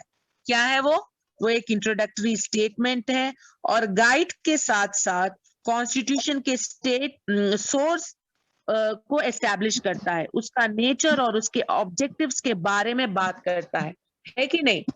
समझ आया? Preamble speaks about the nature, the objective of the constitution. It is like an introductory statement or guide to the entire enactment, to the entire legislation or the act. Am I clear? समझा पाए आपको? Yes ma'am. Yes ma'am. Yes ma'am. Next page please. थोड़ा ठीक से share करें। Okay, ठीक है। अब हम प्रियम्बल में जो इम्पोर्टेंट जो वर्ड्स यूज किए गए हैं, जो अभी हम डिस्कस कर रहे थे, हमने ब्रीफली जस्ट पढ़ा, चेक किया, वो था sovereign, socialist, secular, democratic, Republic. इसको अब हम डिटेल में समझेंगे, ठीक है।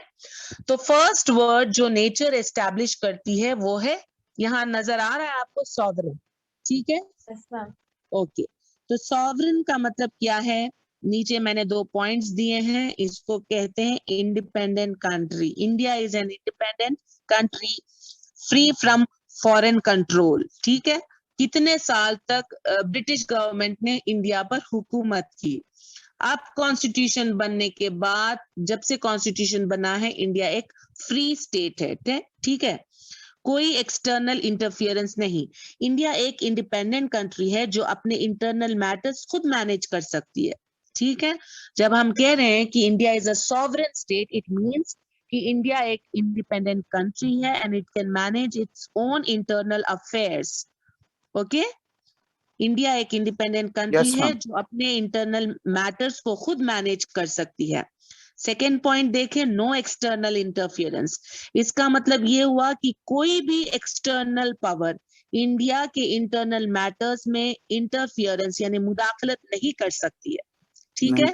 इंडिया अपने डिसीजंस खुद लेगा, अपनी पॉलिसीज खुद बनाएगा, अपने एक्ट्स खुद बनाएगा और अपने कंट्री को खुद गवर्न करेगा और खुद उसका एडमिनिस्ट्रेशन चलाने की काबिलियत रखता है और फ्री फ्रॉम फॉरेन कंट्रोल है।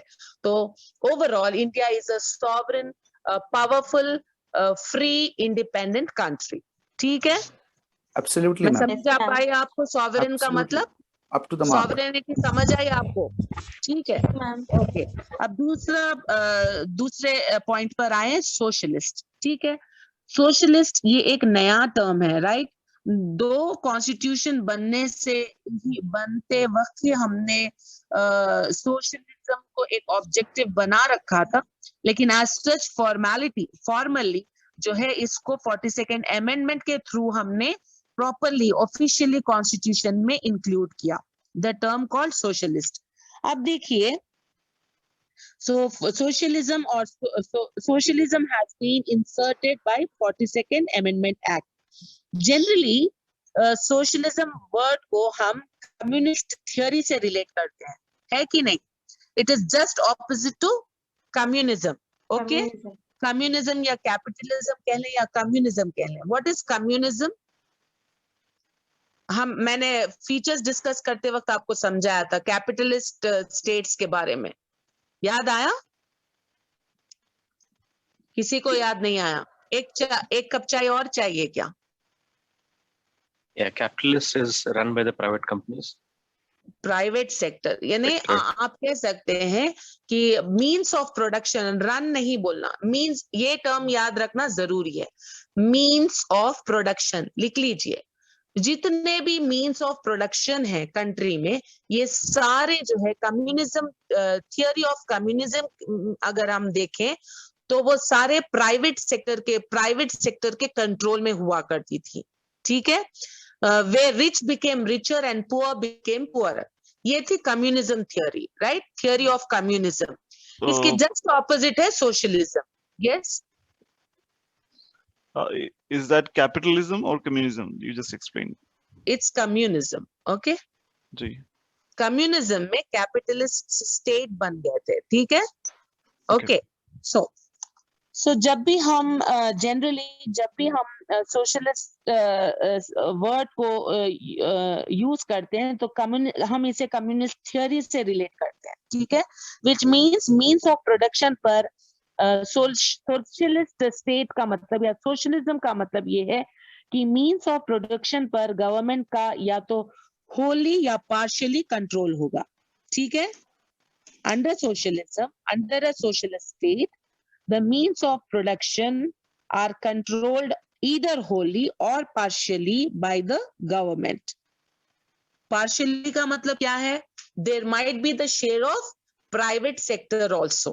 ठीक है, या तो absolutely completely means of production are under the control of government और partially थोड़ा वहां पर प्राइवेट सेक्टर का भी जो है, अगर उनको प्राइवेट सेक्टर को भी मींस ऑफ कंट्रोल पर मींस ऑफ प्रोडक्शन पर कंट्रोल दिया जाए तो उसे कहेंगे पार्शियल कंट्रोल, ठीक है। तो सोशलिस्ट स्टेट में मींस ऑफ प्रोडक्शन पर गवर्नमेंट का या तो होली या पार्शियली कंट्रोल होगा। पर प्रियम्बल का जो सोशलिस्ट कॉन्सेप्ट है ये इंस्पायर हुआ है जवाहरलाल नेहरू और महात्मा गांधी की फिलॉसफी से, ठीक है, जिसका ऑब्जेक्टिव है एक वेलफेयर स्टेट को एस्टैब्लिश करना।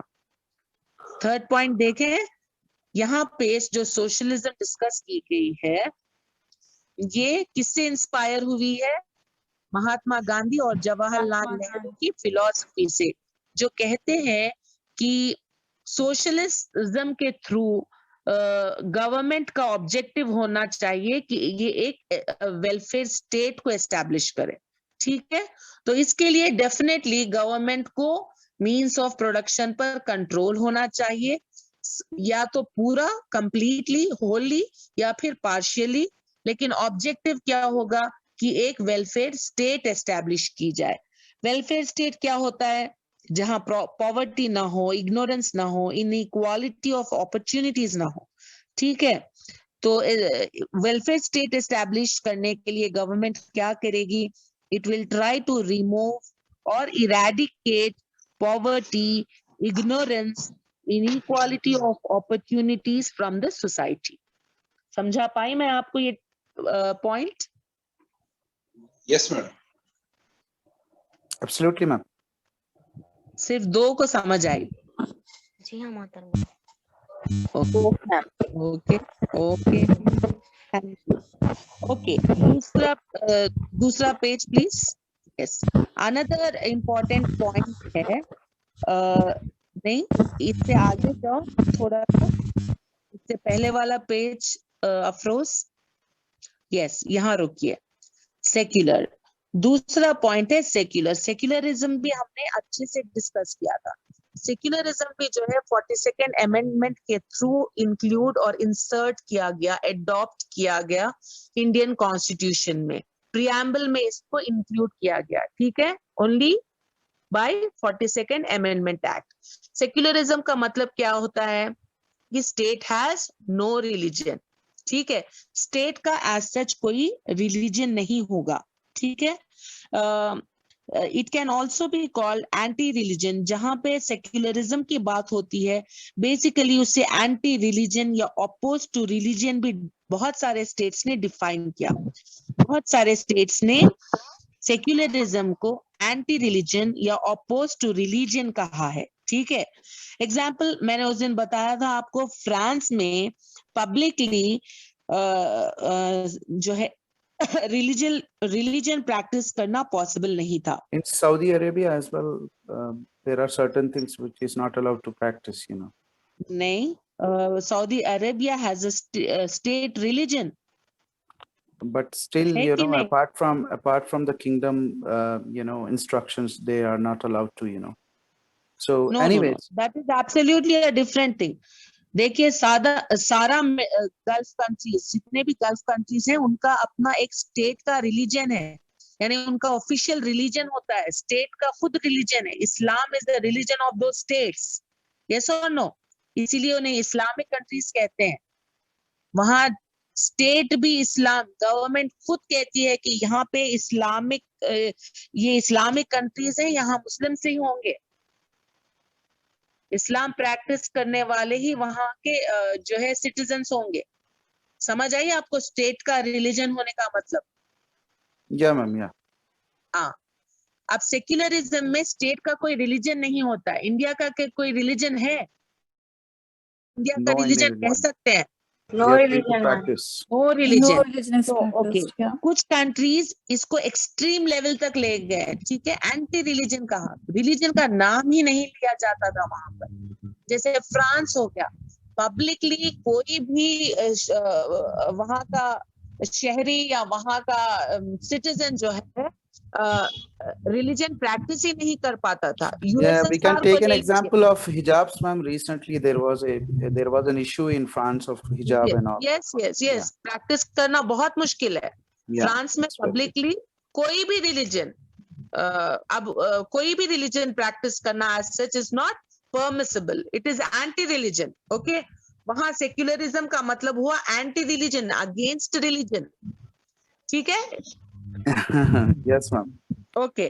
यूएसएसआर में जो है प्राइवेट में भी लोगों को प्रैक्टिस करना पॉसिबल ही नहीं था, सख्त मुमानियत थी उसकी।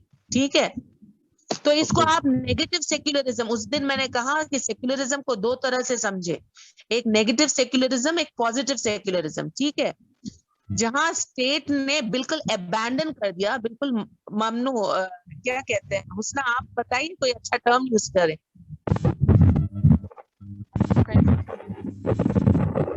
व्हाट कैन बी, दूसरे भी तो बोले क्या उर्दू। जहाँ पर स्टेट अपना कानून नाफूज कर यानी कि आपको प्रैक्टिस करने की ममनू कर दे, राइट? कह रहे हो जी हाँ प्रोहिबिटेड, मेरा वर्ड बिल्कुल ही एबॉलिश कर दे, बिल्कुल ही अबैंडन कर दे, बैन कर दे, ठीक है? उसे कहते हैं एंटी रिलीजन या सेक्युलरिज्म इन नेगेटिव कॉन्सेप्ट, ठीक है? नेगेटिव सेक्युलरिज्म है ये, ठीक है? समझा पाई मैं आपको? लेकिन इंडिया ने थर्ड पॉइंट देखे, हमने पॉजिटिव सेक्युलरिज्म अपनाया है कि नहीं? हुस्ना आपके माइक से काफी डिस्टरबेंस आ रहा है। हुस्ना थोड़ा म्यूट कर लें आप अपने माइक को, ठीक है? तो बेसिकली सेक्युलरिज्म दो तरह की होती है, एक नेगेटिव होती है, एक पॉजिटिव, ठीक है? नेगेटिव सेक्युलरिज्म में नेगेटिव हो, लेकिन इसका बेसिक फीचर क्या होगा? जहां सेक्युलरिज्म प्रैक्टिस की जाती है, स्टेट का कोई ऑफिशियल रिलीजन नहीं होता है, ठीक है? अब नेगेटिव सेक्युलरिज्म ये हुआ कि वहां पर किसी तरह की पब्लिकली या प्राइवेटली भी रिलीजन प्रैक्टिस करना इम्पॉसिबल कर दिया कुछ स्टेट्स ने, ठीक है? इसको उनके हिसाब से ये सेक्युलरिज्म है। और पॉजिटिव सेक्युलरिज्म का बेस्ट एग्जांपल है इंडिया। इंडिया ने भी सेक्युलरिज्म को अपनाया, एडॉप्ट किया, पर इसे पॉजिटिव सेक्युलरिज्म हम कह सकते हैं। क्यों?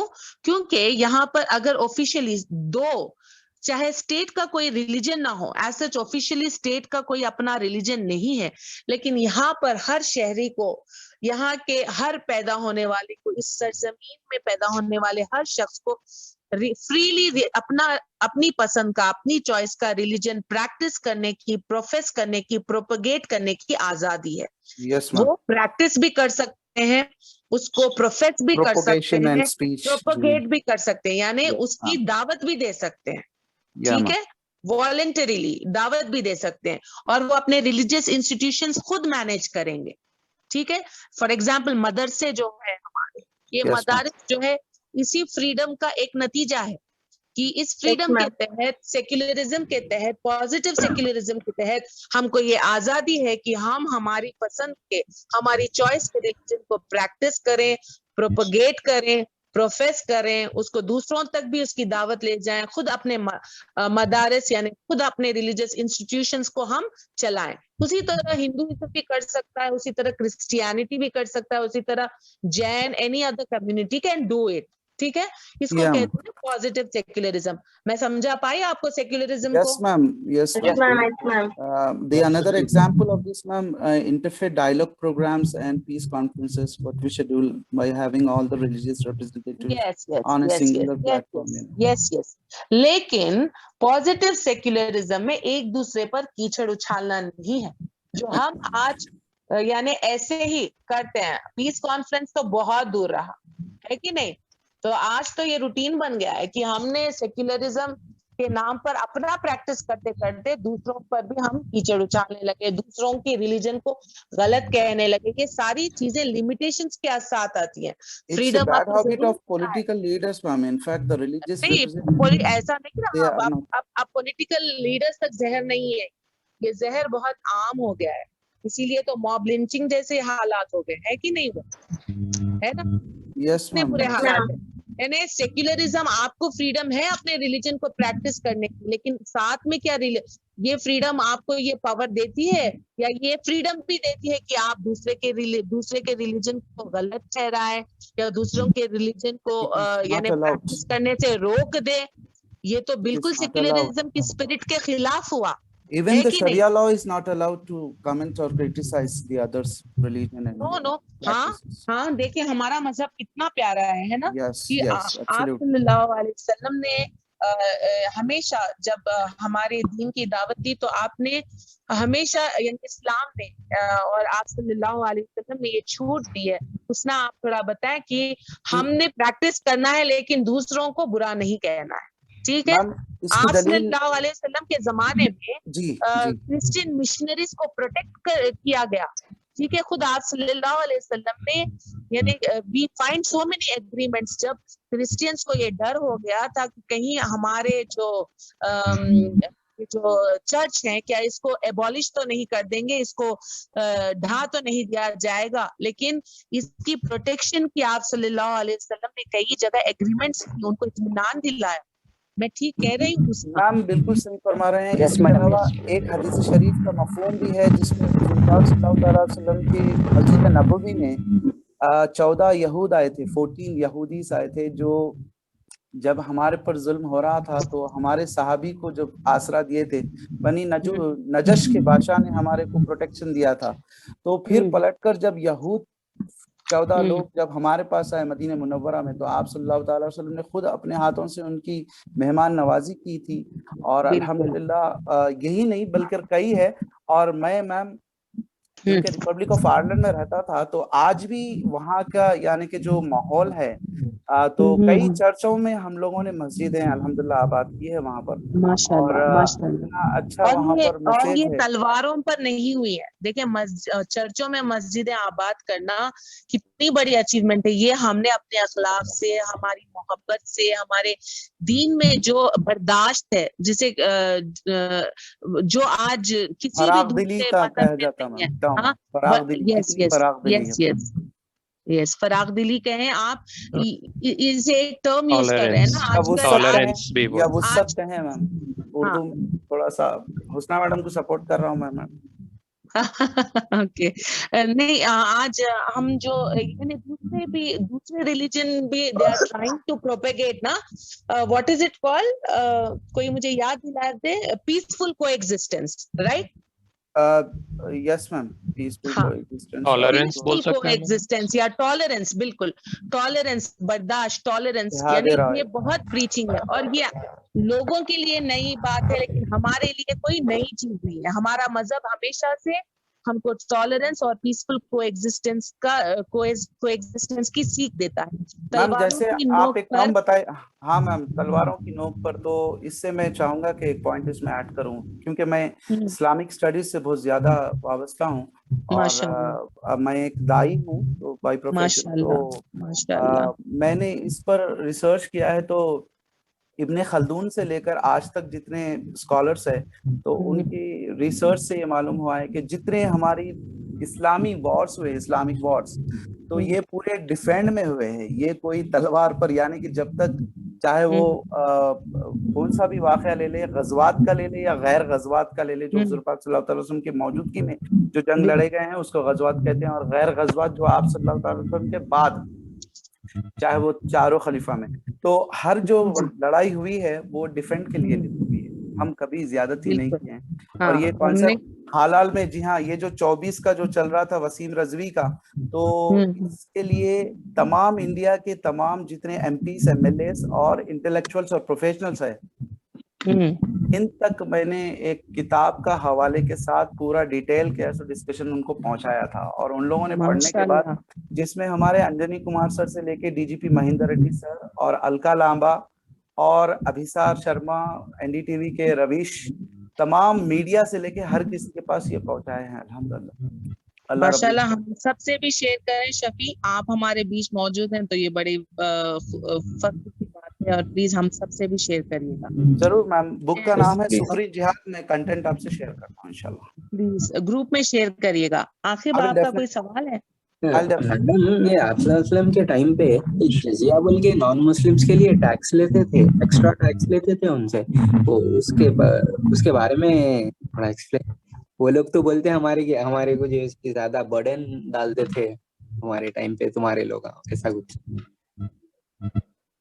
That is like protection amount, protecting.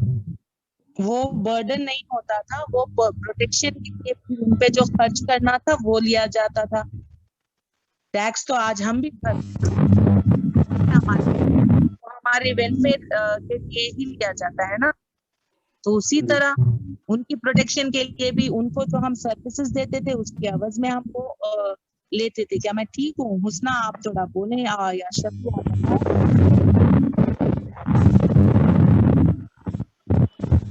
हुस्ना की शायद माइक का कुछ प्रॉब्लम है, वो बोल नहीं पा रही है। इसको सेक्युलरिज्म को डिस्कस करने के लिए बहुत ही मैम इसके लिए मैं जो भी भाई पूछे मैं ऐड करना चाहूंगा पॉइंट। मैम ये बात हुजूर पाक सल्लल्लाहु अलैहि वसल्लम के वक्त मुबारक की नहीं, बल्कि हुजूर पाक सल्लल्लाहु अलैहि वसल्लम के दौर मुबारक से लेकर चाहे वो सुल्तान अय्यूबी रहमतुल्लाह अलैह के वक्त का ले ले, या फिर आजकल सबसे ज्यादा हॉट चल रही है सीरीज जो अर्तुगरुल गाजी की ऐसो सीरीज ले ले आप, जो लोग को अमाल करने से यानी कि अपनी खुद जेब का खर्च यानी कि लगाकर लोगों को वो करते हैं, तो लोग टैक्सेस लेकर क्या किसको लूटेंगे। हाँ गाइज, एक बात जहन में आ रही है, मैं हमारे एडमिन में भी यहाँ पे हमारी टीम से भी ये मशवरा लेना चाहती हूँ। ये इतना अच्छा टॉपिक है और सबके इतने अच्छे नजरियात हैं, क्या हम इसके लिए एक डिबेट कंडक्ट कर सकते हैं इस क्लास की? डिबेट नहीं, डिस्कशन कर सकते हैं, डिबेट नहीं करते, डिबेट नहीं डिस्कशन रखते। क्या एक वेबिनार रख सकते हैं सेक्युलरिज्म पर हम फाउंडेशन के तहत, है कि नहीं? और हम बहुत सारे लोगों के साथ शेयर करें और पीसफुल कोएग्जिस्टेंस इसका आप लोग कुछ प्लान करके 1-2-3 दिन में हमें बताएं और किसी वीकेंड पर हम ले लेंगे टॉपिक, है? और हम दूसरों को डिग्निटरीज को भी इनवाइट करेंगे और उनके साथ डिस्कस करेंगे। Can we do that? Yes, इंशाल्लाह। मेरा ही दिल नहीं चाह रहा कि यहाँ पर रुके, और हालांकि मैं चाहती थी कि एक इम्पोर्टेंट केस लॉ करूं और आपको केस के थ्रू समझाऊं प्रियम्बल को। पूरा मूड सेक्युलरिज्म पे चला गया, है कि नहीं? बिल्कुल मैम, बहुत अहम और need of the hour topic है मैम, क्योंकि ओके इंशाल्लाह प्लान करते हैं। मैं टीम से रिक्वेस्ट करूंगी कि कोऑर्डिनेट करें, ग्रुप में डिस्कस करें सेक्युलरिज्म पर हम क्या कोई वेबिनार रख सकते हैं, ठीक है? ओके आगे बढ़ते हैं guys, let me finish preamble, वरना आपके लॉस के लिए ना क्लासेस कम पड़ जाएंगे, ठीक है मैम? Please ma'am.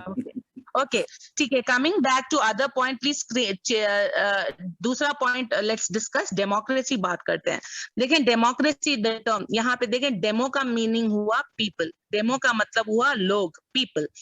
क्रेसी का मतलब हुआ रूल, ठीक है? डेमोक्रेसी का मतलब rule of people.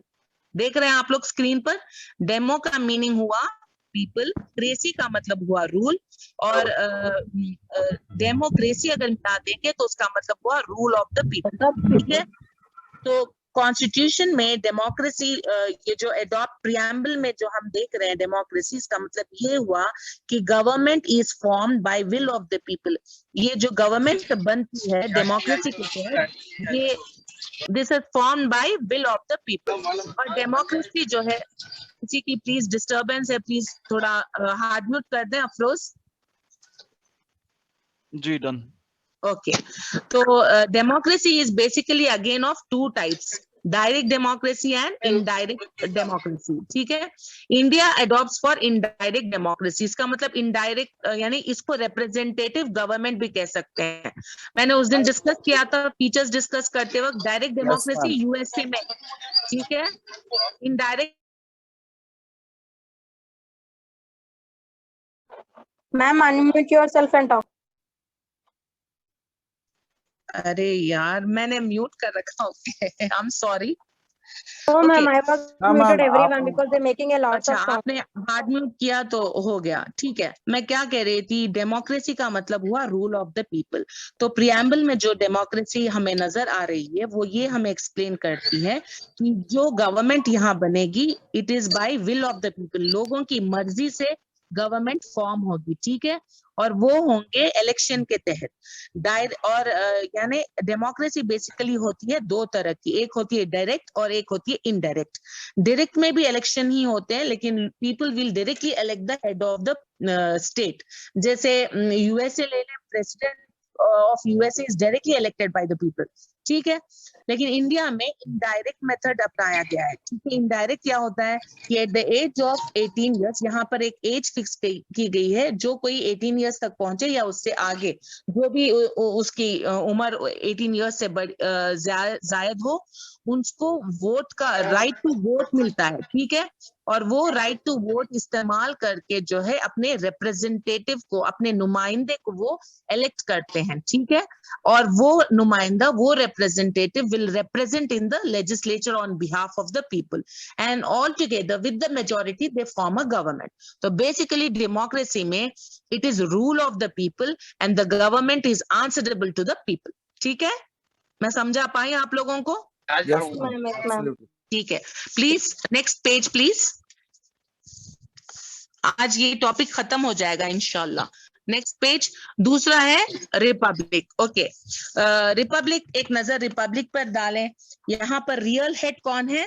Prime minister. ठीक है, नॉमिनल हेड कौन है? President. Both the heads are elected. याद रखें, ये दोनों भी एग्जीक्यूटिव हेड्स जो हैं, प्राइम मिनिस्टर या फिर प्रेसिडेंट, दोनों ही इलेक्टेड हैं. ठीक है, both of them are elected. So the head of the state is elected and not nominated by heredity. ठीक है, ओके, वो पॉइंट देखिएगा. ओके, नॉमिनेटेड बाय हेरिडिटी का मतलब है ये दोनों ही कंट्री के इलेक्टेड हेड्स हैं. thus republic is opposite to monarchy. ठीक है, मोनार्की का मतलब क्या हुआ? किंगशिप, जहां किंगशिप होती है. जो हेड ऑफ द स्टेट है यहाँ पर रिपब्लिक के अंदर, वो इलेक्टेड है, ना कि नॉमिनेटेड है. हेरिडिटी के तहत वो पावर में नहीं आएंगे. मतलब राजा का बेटा राजा नहीं होगा. ठीक है, हेरिडिटरी में क्या होगा? राजा का बेटा ही राजा नॉमिनेट होगा, है ना. उसको पहले से ही डिसाइडेड होता है कि इसका ही बेटा रूल करेगा, इस राजा का ही बेटा रूल करेगा. लेकिन रिपब्लिक क्या होता है? यहाँ पे जो रूल करेंगे, जो एग्जीक्यूटिव्स हैं, जो हेड ऑफ द स्टेट है, वो नॉमिनेट नहीं हुए हेरिडिटरी की तरह या हेरिडिटी की तरह, वो इलेक्ट करके पावर में आए हैं, चाहे वो प्राइम मिनिस्टर हो या प्रेसिडेंट ऑफ इंडिया हो. समझा पाई मैं आपको रिपब्लिक का मतलब? Yes ma'am. अब प्रियम्बल से रिलेटेड 2 इंपॉर्टेंट क्वेश्चंस आपको एग्जाम में आएंगे, वो बहुत ही इंपॉर्टेंट है. अब ये जो पार्ट हम डिस्कस करेंगे वो यही है. ठीक है, ओके. यहाँ देख लें, वो क्वेश्चंस आपको नजर आ रहे हैं. आई होप सब ही रनिंग नोट्स की जो प्रॉब्लम दिक्कत आ रही थी इस पीपीटी के थ्रू खत्म हो गई है. ठीक है, इंशाल्लाह. तो फिर जो 2 इंपॉर्टेंट सवाल हैं वो ये: is preamble a part of the constitution of India? पहला सवाल क्या है? Is preamble part of the constitution of India? क्या प्रियम्बल इंडियन कॉन्स्टिट्यूशन का हिस्सा है? ये खुद अपने आप में एक सवाल है, या फिर अलग है, या कोई स्पेशल चीज है. ठीक है, या दूसरा सवाल है, can the preamble be amended? क्या हम प्रियम्बल को अमेंड कर सकते हैं? ये 2 बेसिक सवाल है जो आपको एग्जामिनेशन पर्सपेक्टिव से याद रखने होंगे. अब इन सवालों के जवाब देने से पहले आपको एक इंपॉर्टेंट आर्टिकल को समझना होगा. वो आर्टिकल है आर्टिकल 368, जो आपको स्क्रीन पर नजर आ रहा है. ठीक है, Yes, क्या हो गया? Ma'am, we can see. Yes, ma'am. Yes, ma'am, we can see. Power of Parliament to make amendment. Okay, so important questions are: is preamble a part of the Constitution of India? Can the preamble be amended? ठीक है, इन दोनों सवालों के जवाब देने से पहले आपको एक आर्टिकल को समझना होगा. वो आर्टिकल है 368, जो पार्लियामेंट को पावर देता है अमेंडमेंट की, चेंजेस लाने की जो पावर है. कॉन्स्टिट्यूशन में जो कोई भी चेंजेस आएंगे तो इस आर्टिकल के तहत आएंगे. और ये आर्टिकल किसको पावर देता है? पार्लियामेंट ऑफ इंडिया को पावर देता है कि वो कॉन्स्टिट्यूशन को अमेंड करे या चेंजेस करें. उसके अंदर कोई कुछ किसी भी चीज को ऐड करना या निकाल देना, या फिर यानी मॉडिफाई करना. ठीक है, अमेंडमेंट का मतलब हुआ मॉडिफाई करना, चेंजेस लाना, किसी भी चीज को ऐड करना या डिलीट करना. Yes, समझ आई बात? Yes, ma'am, absolutely. अमेंडमेंट समझे आप? अमेंडमेंट किसको कहते हैं? कोई भी चीज मॉडिफाई करना, यानी या चेंजेस लाना, डिलीट करना या एडिशन करना, 2 भी हो सकते हैं. हमने प्रियम्बल में एडिशन किया, डिलीट कुछ नहीं किया. याद रखो ये बात. ठीक है, ठीक है. Yes, ma'am. Yes, ma'am. Amendment to the code mention किया है. I think it has to be constitution, right? क्या कहा आपने? स्क्रीन पे जो लिखा हुआ है आर्टिकल हाँ 368, हाँ, power of parliament to make amendment to the code or it has to be sorry, constitution. It's not, it's constitution. मैंने वो CONST लिखा था। ठीक है, शॉर्ट फॉर्म में प्लीज, वो कॉन्स्टिट्यूशन है, इट्स नॉट कोड। मैडम और एक real head is prime minister and nominal head आना चाहिए ना, नॉमिनेटेड है वो। ओके ठीक है, हमारी टीम की थोड़ी गलतियां हैं। नॉमिनेटेड हेड नहीं, नॉमिनल हेड लिख लीजिए, आप लोग करेक्शन कर लीजिए।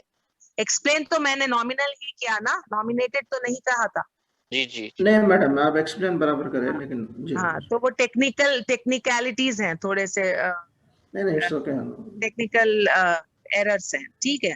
ओके यहाँ भी कर दें, वो कॉन्स्टिट्यूशन ऑफ इंडिया हो गया करेक्शन।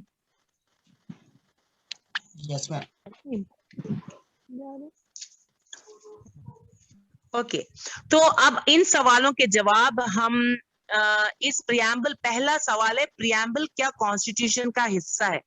देखें, ये पावर के तहत हम अमेंडमेंट कहाँ करेंगे? कॉन्स्टिट्यूशन को करेंगे, right? Yes, empowerment article 368 will give power to the parliament to make amendments to the constitution of India. तो कॉन्स्टिट्यूशन के हिस्सों को ही अमेंड किया जा सकता है। तो पहले तो ये समझेंगे कि प्रियम्बल क्या कॉन्स्टिट्यूशन का हिस्सा है या नहीं, ठीक है? अगर हिस्सा हुआ तभी इसको अमेंड किया जा सकता है, ठीक है ना? Yes ma'am. ओके, तो इसीलिए दूसरा सवाल है, can the preamble be amended? Please change the page. Afroz, okay, thank you. तो ये देखें, ये इंपॉर्टेंट केस लॉज हैं, इसको नोट करें।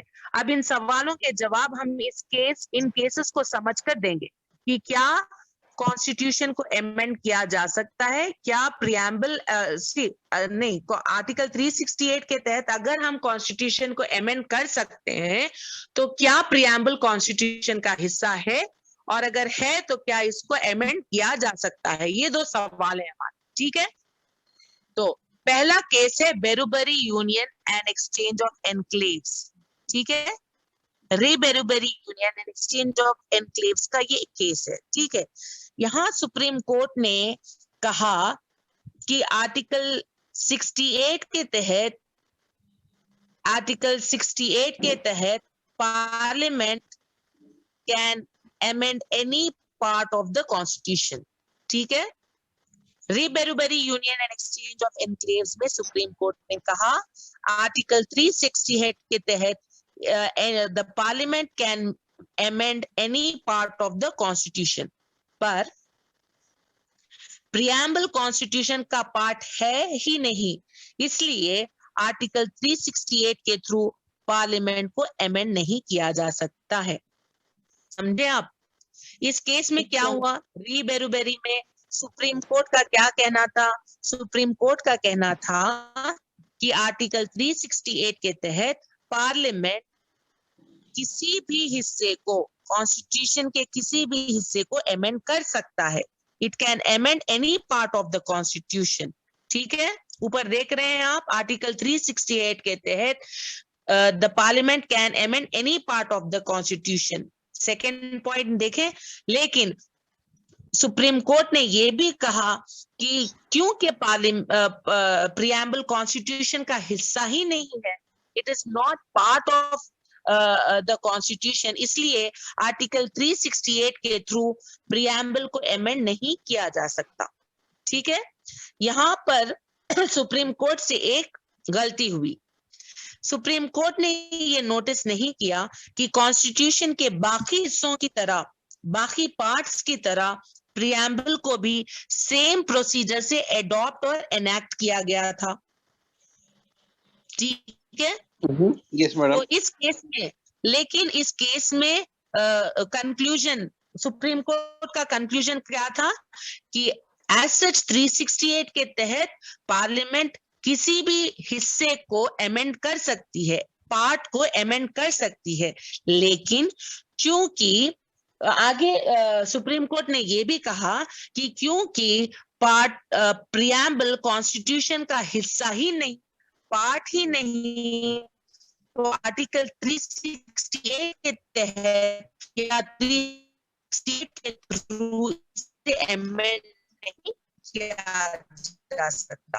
इट कैन नॉट बी, इसमें एक गलती हुई, इसने ये नोटिस नहीं किया कि कॉन्स्टिट्यूशन के बाकी हिस्सों की तरह, बाकी पार्ट्स की तरह प्रियम्बल को भी सेम प्रोसीजर से एडॉप्ट और एनैक्ट किया गया था।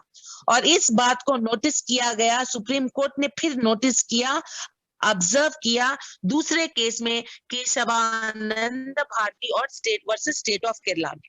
जो पॉइंट नजरअंदाज हुआ था बेरुबरी यूनियन के केस में, कि क्या नजरअंदाज हुआ था कि सुप्रीम कोर्ट ने ये गौर नहीं किया कि दूसरे पार्ट्स की तरह प्रियम्बल को भी सेम प्रोसीजर से एडॉप्ट और एनैक्ट किया गया है। ये वहां पर उनकी भूल हो गई थी, लेकिन इसी को फिर यहाँ पे नोटिस किया गया, यहाँ पे रिकॉग्नाइज किया गया। कौन से केस में? Kesavananda Bharati versus state of Kerala में। यहाँ सुप्रीम कोर्ट ने कहा कि कॉन्स्टिट्यूशन के बाकी पार्ट्स की तरह, like other parts, preamble also is the part of the constitution. Preamble को भी सेम प्रोसीजर से एडॉप्ट एनैक्ट किया गया है। मतलब प्रियम्बल कॉन्स्टिट्यूशन का पार्ट है, it is a part of the constitution. ऊपर केस में क्या कहा? Preamble is not of the Constitution. So ma'am, your voice is breaking up. Your voice is breaking. Preamble is part of the Constitution. You are not audible, ma'am. Preamble. Your voice is breaking. जी आ रही है, आवाज break हो रही है ma'am आपकी, और stretch भी हो रही है। मेरा ख्याल है नेटवर्क इशू है थोड़ा सा। Can you hear me now? Yeah, no, actually. Oh, ma'am, till now your voice is like that only.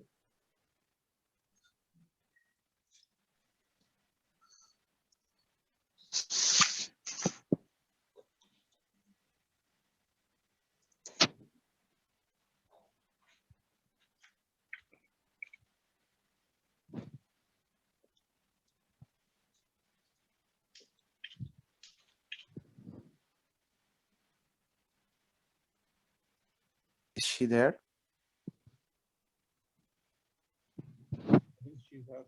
She'll join back. She'll rejoin. I think Yeah, we have a no issue of network, I believe. Afroz bhai. जी।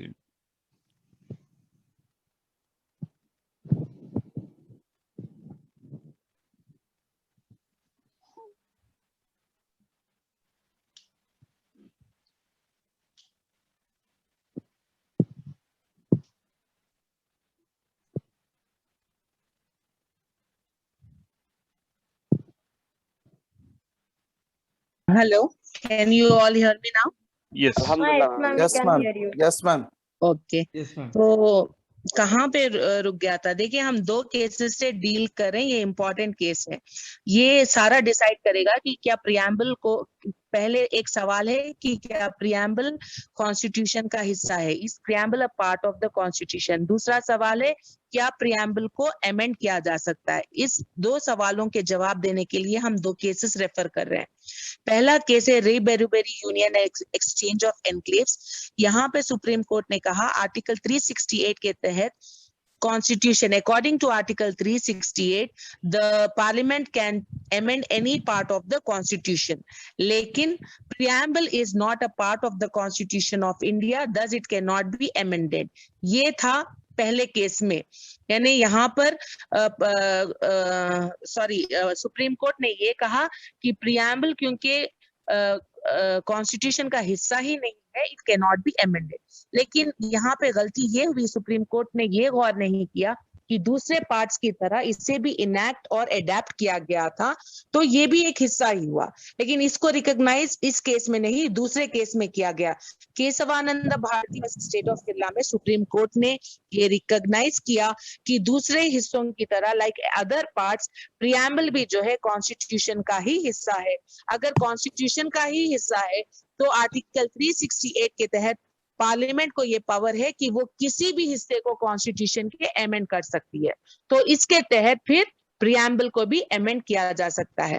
ठीक है, अब समझ आई आपको दोनों cases की difference? Yes ma'am. Yes ma'am. मैं कल पूछूंगी ये दोनों केसेस को, याद रखिएगा, इसीलिए मैं बार बार इंसिस्ट करूंगा। ठीक है, और जो ये सारा जस्ट प्रियम्बल का इन्हीं दो केसेस में है। तो basically preamble also is a part of constitution. ये अब सेटल हो गया है in Kesavananda Bharati versus state of Kerala में। अब जो है प्रियम्बल को भी आर्टिकल 368 के तहत पार्लियामेंट अमेंड कर सकती है। लेकिन एक इंपॉर्टेंट पॉइंट को हमेशा याद रखना है कि प्रियम्बल कॉन्स्टिट्यूशन के बेसिक फीचर्स को एक्सप्लेन करता है, ऑब्जेक्टिव को एक्सप्लेन करता है, फिलॉसफी को एक्सप्लेन करता है, नेचर को डिफाइन करता है। प्रोविजंस की प्रियम्बल के प्रोविजंस में अमेंडमेंट कर सकते हैं, लेकिन बेसिक स्ट्रक्चर के साथ छेड़छाड़ नहीं हो सकती है। ठीक है, समझा पाई मैं आपको? जो सॉवरेनिटी है, डेमोक्रेसी है, ये बेसिक स्ट्रक्चर है, स्केलेटन है हमारे कॉन्स्टिट्यूशन का। इसको हम नहीं ढाएंगे, इसको हम डिस्टर्ब नहीं करेंगे। Backbone of constitution. हाँ, बैकबोन है, तो इस बेसिक स्ट्रक्चर को हम छेड़छाड़ नहीं करेंगे। इससे रिलेटेड प्रोविजंस, अब आप पूछेंगे कैसे, आप अमेंड भी करने की बात कर दी है और आप इसको छेड़छाड़ नहीं भी करने की बात करती हैं, तो रिजिड प्रोसीजर यानी रिजिड प्रोसीजर को अपनाएंगे। अगर जब भी हम प्रियम्बल को टच करेंगे तो रिजिड प्रोसीजर ऑफ अमेंडमेंट को अपनाया जाएगा, जिसमें ऑलमोस्ट मुश्किल हो जाता है। यानी हमने ये एहतियात बरती है कि हम जब भी प्रियम्बल को यानी अमेंड करने की बात होगी तो रिजिड प्रोसीजर के तहत ही हम इसको अमेंड करने की बात करेंगे, अमेंड करने की कोशिश करेंगे, जिसमें ऑलमोस्ट नामुमकिन होता है। लेकिन मुमकिन हो तो फिर सबकी इसमें जो है क्या होती है, कंसेंट होती है। ठीक है, और फिर सेक्युलरिज्म में आज हम सेक्युलरिज्म से रिलेटेड कई प्रोविजंस में हम जो है अमेंडमेंट्स देख रहे हैं कि नहीं। तो सेक्युलरिज्म एज सच पूरा पॉजिटिव सेक्युलरिज्म हटा नहीं दिया गया या कुछ नया ऐड नहीं किया गया, लेकिन जैसे इंस्टीट्यूशंस, एजुकेशनल इंस्टीट्यूशंस चलाने से मुतल्लिक आज इसमें कुछ चेंजेस लाए जा रहे हैं, है कि नहीं। तो इस तरह के आप अमेंडमेंट्स कर सकते हो, लेकिन बेसिक स्ट्रक्चर के साथ कभी छेड़छाड़ नहीं की जा सकती। समझा पाई मैं आप लोगों को? बिल्कुल मैम। प्रियम्बल। तो आप तक हमने कौन से टॉपिक्स कवर किए हैं कॉन्स्टिट्यूशन में? ये बड़े इंपॉर्टेंट टॉपिक्स थे। आगे भी कॉन्स्टिट्यूशन एज अ होल खुद अपने आप में एक बहुत इंपॉर्टेंट सब्जेक्ट है। तो हमने क्या पढ़ा? हमने कॉन्स्टिट्यूशन की हिस्ट्री पढ़ी, एवॉल्वमेंट पढ़ा, ठीक है, कॉन्स्टिट्यूशन का स्ट्रक्चर पढ़ा, कॉन्स्टिट्यूशन के फीचर्स पढ़े, ठीक है, और हमने कॉन्स्टिट्यूशन का पहला टॉपिक यानी जो पहली चीज कॉन्स्टिट्यूशन में नजर आती है प्रियम्बल, उसको बहुत डिटेल केस लॉज के साथ हमने पढ़ा। तो अल्हम्दुलिल्लाह वैसे तो बहुत कम ही केस लॉज हमने क्वेश्चन पेपर में देखे, आप भी चेक करें, लेकिन आप उस लेवल पर हैं आज, अगर आप समझ गए हैं ये दो केसेस तो आप क्लैट के क्वेश्चन को भी आंसर कर सकते हैं। ठीक है, इंशाल्लाह। So thank you so much for bearing with me for so long. Class extend हुई another 20-22 minutes के लिए। So thank you so much class. Please आज जितने सब्र से आप लोग हमारा साथ दे रहे हैं, सुन रहे हैं, पढ़ रहे हैं, सीख रहे हैं, क्लास में जवाब देने की भी कोशिश करें। एंड आई टीम आप अटेंडेंस के मुतालिक क्लैरिटी कर दें। आई होप आज से सभी रेगुलर होंगे इंशाल्लाह। ठीक है, अगर जवाब नहीं दे पा रहे कोई बात नहीं, जवाब नहीं दे पा रहे कोई बात नहीं, लेकिन आपके सवाल से फिर से एक बार क्लैरिटी आ जाएगी दूसरों को भी यानी हमको एटलीस्ट ये हम रियलाइज करेंगे कि हमको पढ़ के आना है क्लास में, ठीक है। थैंक यू क्लास, जजाकल्ला खैर for bearing me for so long with so much patience. Please secularism के ऊपर वेबिनार डिसाइड करें, आप सारे स्टूडेंट्स मिलकर ही कुछ प्लान करें, देखते हैं क्या कुछ आपका इनोवेटिव आइडिया है, कौन कौन पार्टिसिपेट करना चाहता है, क्या आपके आइडियाज हैं, प्लीज ग्रुप में डिस्कस करें, एक डेट फिक्स करें, वीकेंड यूज करते हैं, सुबह सुबह नहीं दोपहर में आपकी कन्वीनियंट टाइम करें। बहुत अच्छा टॉपिक है, इस पर डिबेट करें, सॉरी डिस्कशन करेंगे, डिबेट नहीं करेंगे। Okay, thank you class, may I take all of you the leave? Thank you so much. Have a nice day. Thank you, ma'am, for